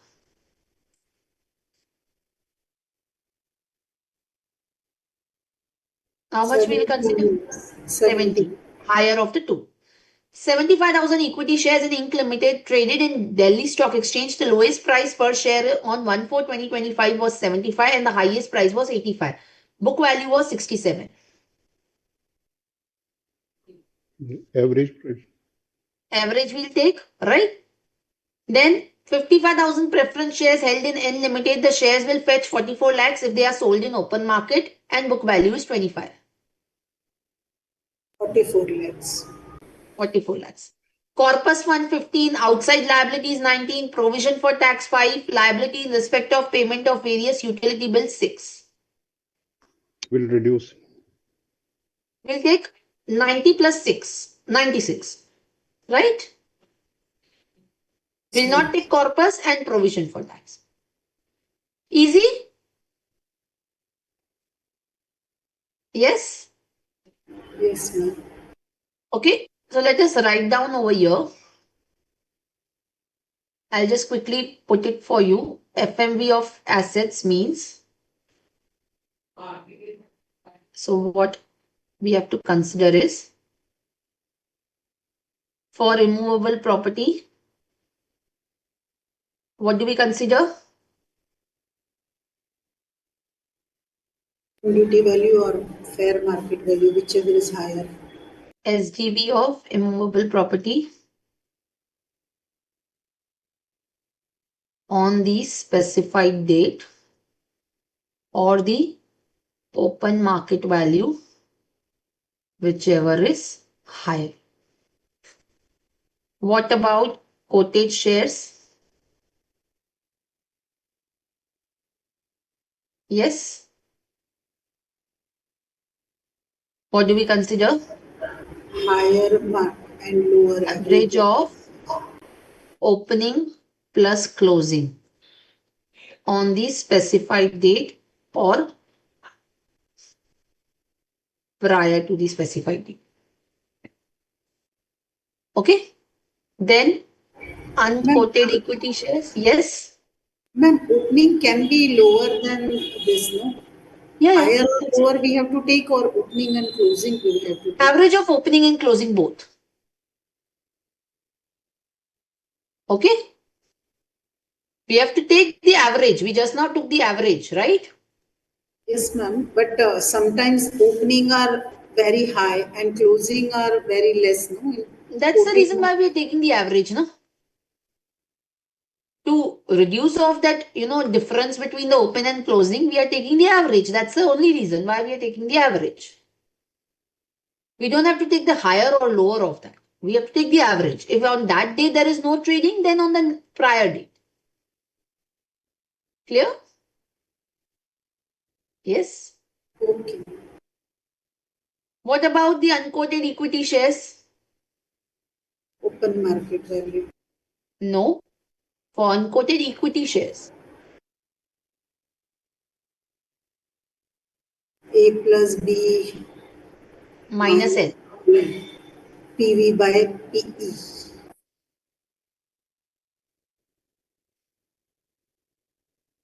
Right? So A is my book value of all assets. Right? Reduce minus my income tax paid plus income tax refund and any unamortized expense.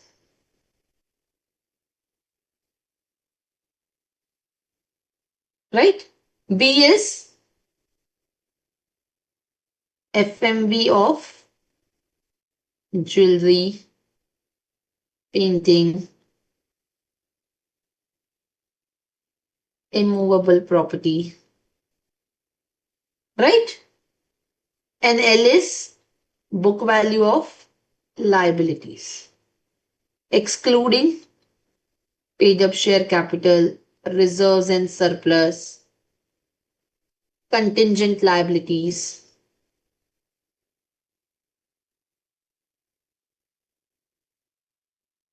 Then any provision for tax,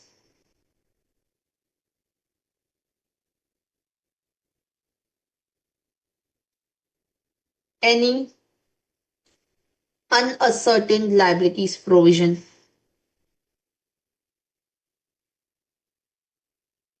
We only consider the provision for ascertained liabilities. Yes or no?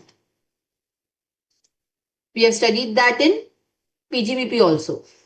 Yes or no? Yes. Yes. P is total paid up share capital.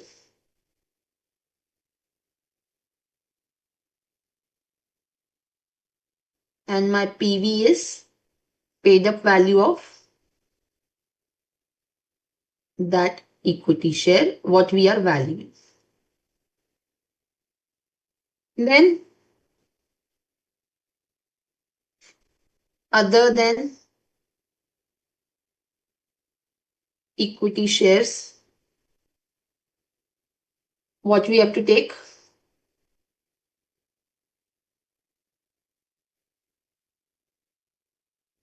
Value as per the valuation report.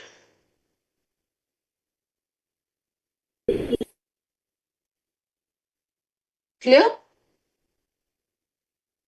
Then what will be my liabilities? For liabilities, I have to consider the book value and I need to exclude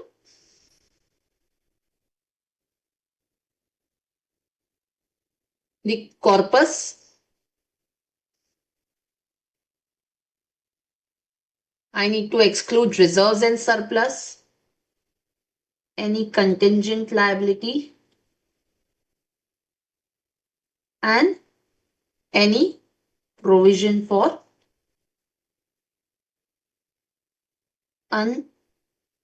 unascertained liability. Clear, students? And any provision for tax. Any questions, any doubt? So this completes your charitable trust. Fine?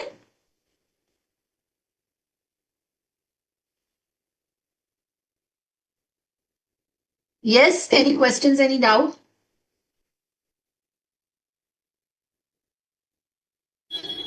Clear. Okay. So are we ending with the lecture? The answer is no. We are still left with some small topics. In question, I have a doubt.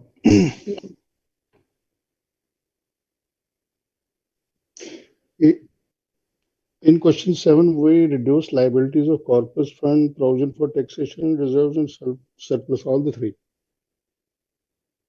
I'll explain.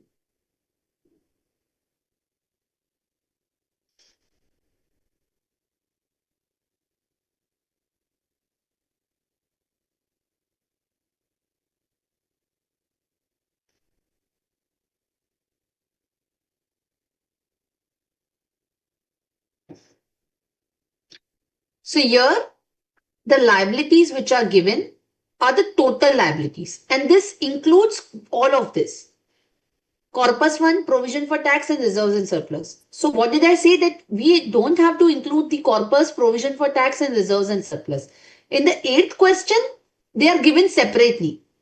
The liabilities for various bills and outside liabilities are given separately. That's the reason why we have not included the other two. Here, it is the total liability which is given.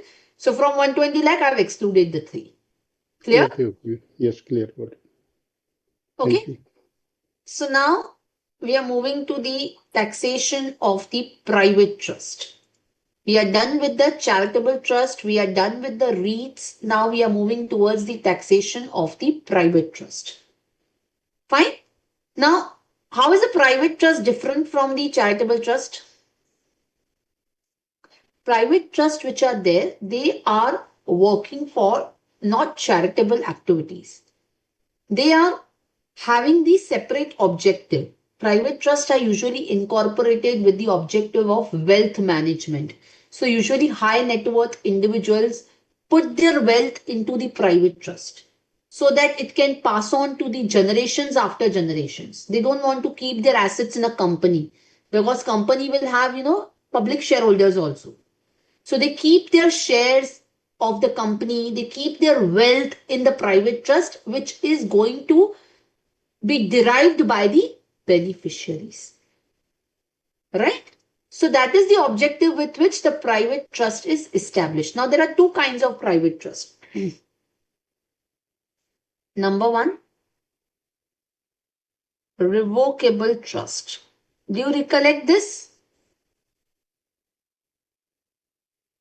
What is a revocable trust?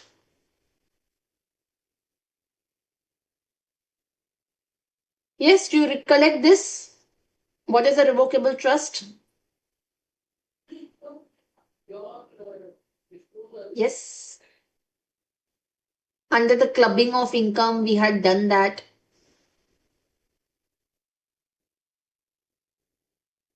Yes or no? Nobody recollects? 63.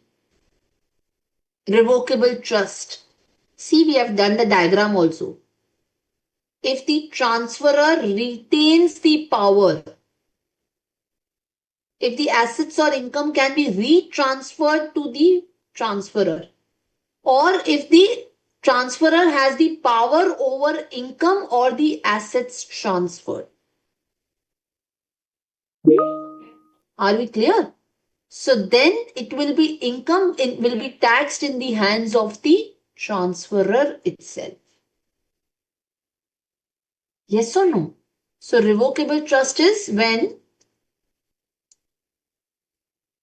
the transferor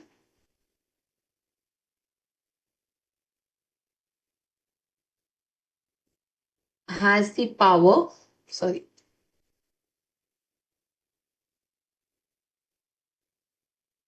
over the income or the assets.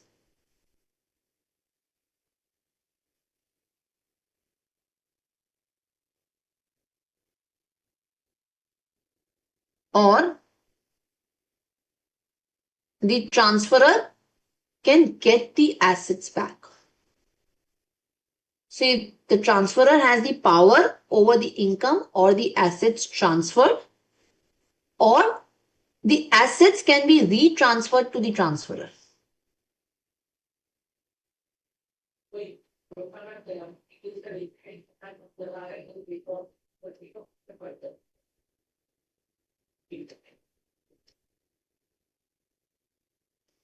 That is a revocable trust. And 61 says what? This is given under section 63. Section 61 says income taxable in the hands of transferor. Income shall be taxable in the hands of the transferor. Because it's a revocable trust, the transferor has the power over the income or the assets to get it back, or the assets will be retransferred to the transferor. What is an irrevocable trust? We had again done this irrevocable trust. In the case of irrevocable trust, the transferor doesn't have the power over the trust. So income will be taxed in the hands of the beneficiary. So transferor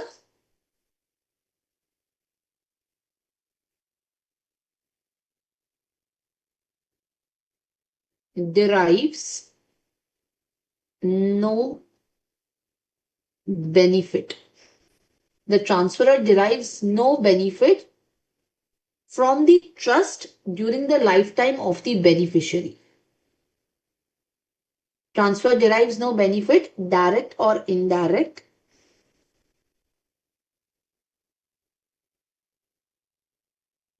the transfer does not derive any direct or indirect benefit, or the transfer is irrevocable during the lifetime of the beneficiary. Clear?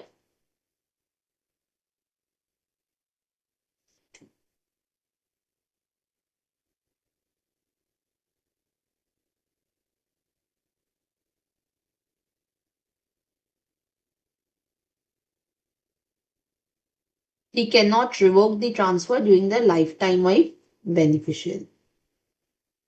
That is irrevocable trust.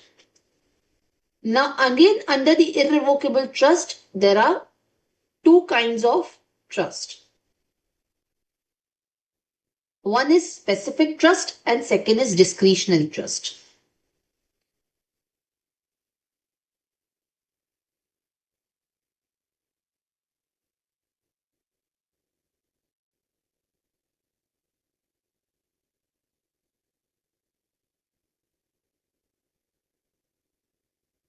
So what is first? Two kinds of trust, revocable and irrevocable. Revocable is where the transferor can take back the assets, or he still has the power over the income or assets, how they want to use the income, how they want to use the asset. Then income will be taxable in the hands of transferor. Clear? There was one more provision in terms of the clubbing. Can anybody tell me what? asset transferred to spouse for inadequate consideration. Right? So if you transfer the asset for the benefit of the spouse or for the daughter-in-law to any person, then the income from that will be clubbed in the hands of? Yes? Income from that will be clubbed in the hands of? Transferor. Transfer. So asset transferred for the benefit of spouse or daughter-in-law. Clubbing in the hands of transfer. Section 64(1)(7) or 8. Clear?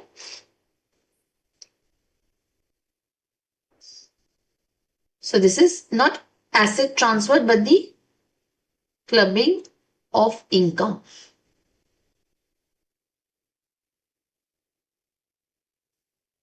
Income from asset transferred for inadequate consideration.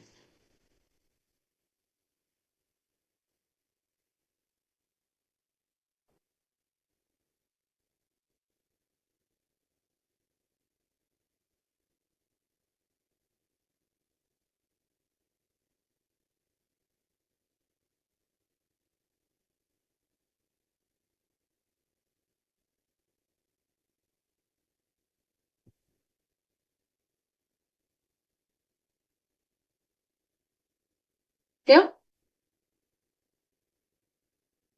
Any questions, any doubt? Now, in the case of irrevocable trust, there's a specific trust. Specific trust is basically where the shares of the beneficiary are defined. Now, how is that taxed? So, if the shares of the beneficiaries are defined, right? So, where the income from the trust is going to be distributed between the beneficiary in the prescribed ratio. In that particular case, if the trust has no business income,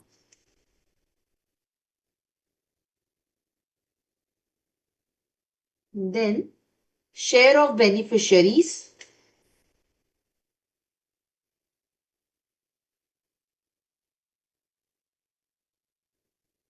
taxable in the hands of beneficiaries at the slab rates. However, where the trust has business income, then it will be taxable at maximum marginal rate. Are we clear? The exception to this is trust is for benefit of relatives. In that case, the slab rate apply. Is this clear? Any questions?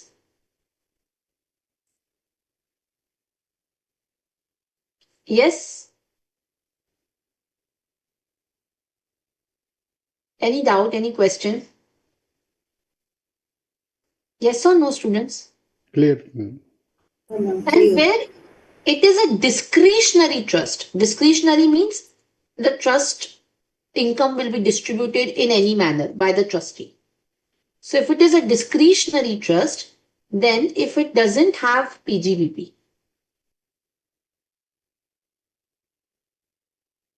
the income of the trust will be taxed at MMR. Okay, so discretionary trust is basically, in that case, the trustee will be taxed in the representative capacity because we do not know how much each beneficiary will get. So in this case, the trustee is taxed in representative capacity.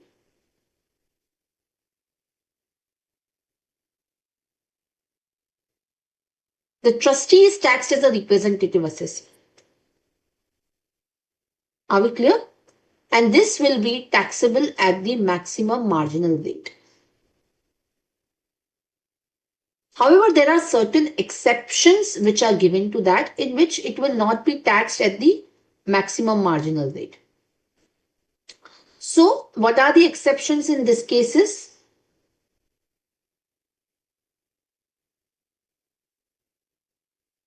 Number one, where none of the beneficiaries have income exceeding the basic exemption limit. So, where no beneficiaries have income greater than basic exemption limit and are not beneficiaries in any other trust. Second, where the trust is created under will. Where the trust is created under will.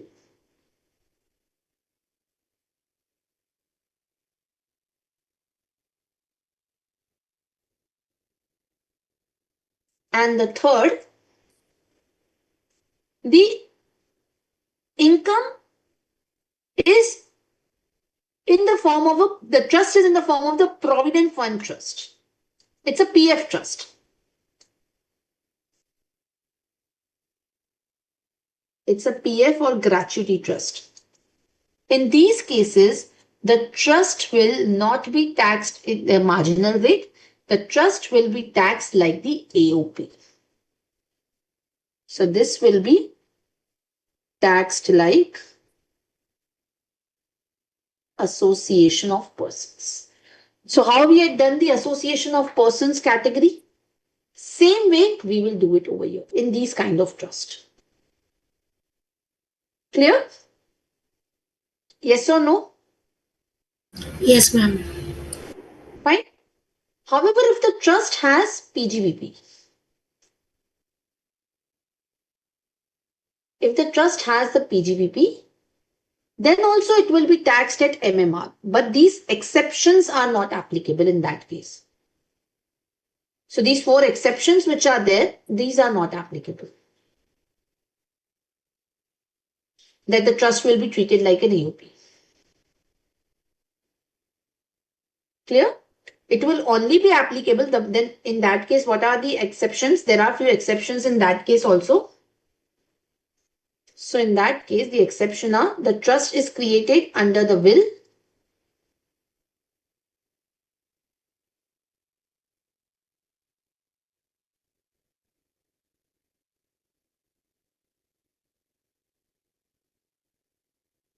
It is only trust of settler and it is for benefit of relative. So in that particular case, it will be taxable at the slab rate.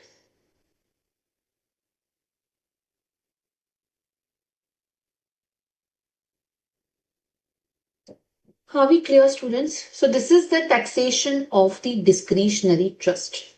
Clear?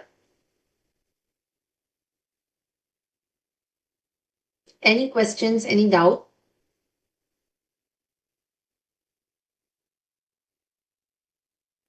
No, ma'am. Fine. Now in case of the trust, which is for wholly religious or charitable purposes, right? In which case you have the business income for which you are not maintaining the separate books of accounts.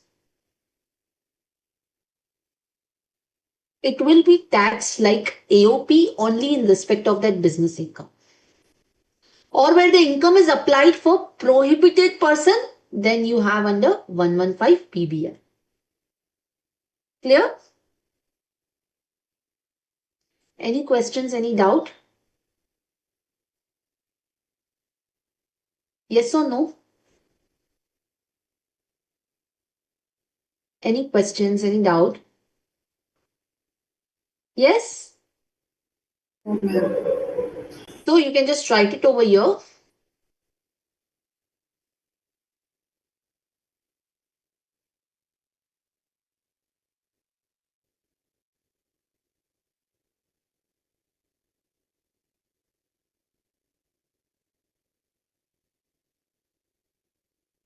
Where trust has business income, where the trust has the business income for which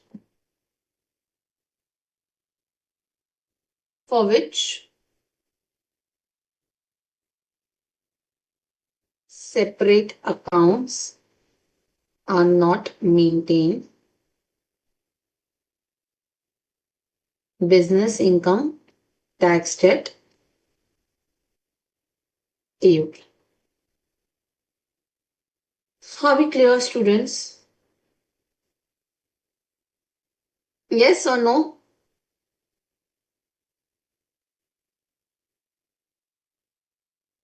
Yes? Fine? Clear. Which is not incidental, okay? Now the last one before we close the session is the taxation of the political parties and the electoral trust. Now we have section 13A for the political parties, which provides them the unconditional exemption. Section 13A is for the political party and section 13B is for the electoral trust. Now for them also your entire income is exempt.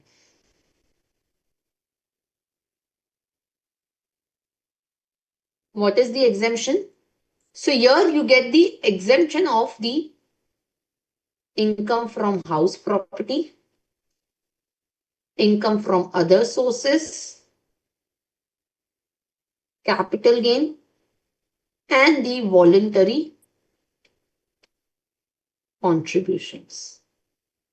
Here the exemption is given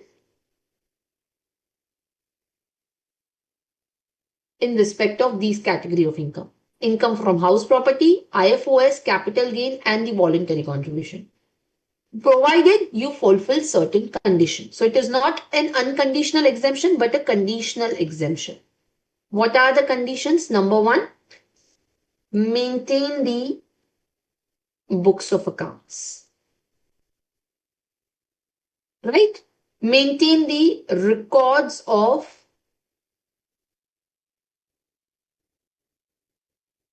voluntary contribution greater than rupees 20,000, along with the names and address of the contributor. Plus, they get the books of accounts audited. Plus, no donation in cash exceeding rupees 2,000. And finally, furnishing the income tax return by the due date. So if they do that, then only their income will be exempt. Same goes with the electoral trust also. They also can receive the voluntary contribution that will not be considered as an income, provided they maintain the records of the voluntary contribution. These are not in cash. There is no limit of 2,000 in case of electoral trust. And they spend up to 5% of the total contributions, subject to 5 lakh in the particular year. So only when they fulfill these conditions, the electoral trust income also is exempt. Are we clear? Yes? Any questions, any doubt? Fine? If the donation is received in cash more than 2,000 rupees, then Exemption will not be given.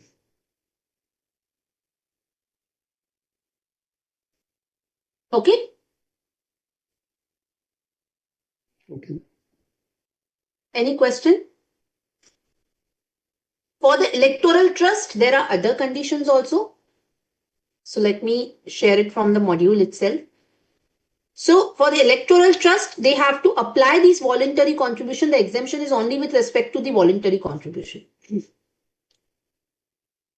So for availing the exemption, they have to apply these particular 95% of the donation to a political party.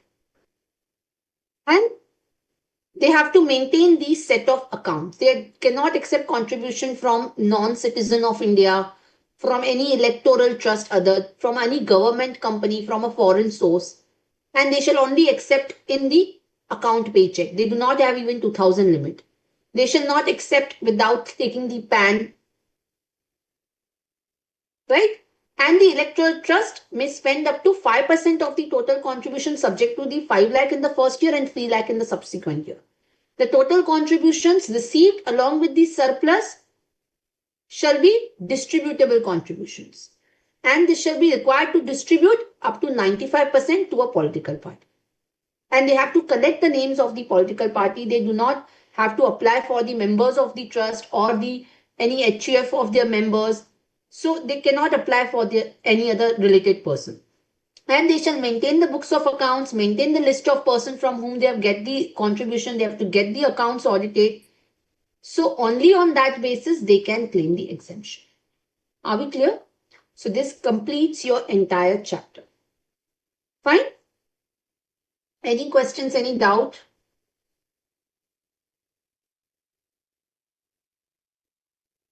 Fine? So please revise this thing and we'll close the session here. Thank you so much. We'll meet in the next class. Thank you, ma'am. Thank you.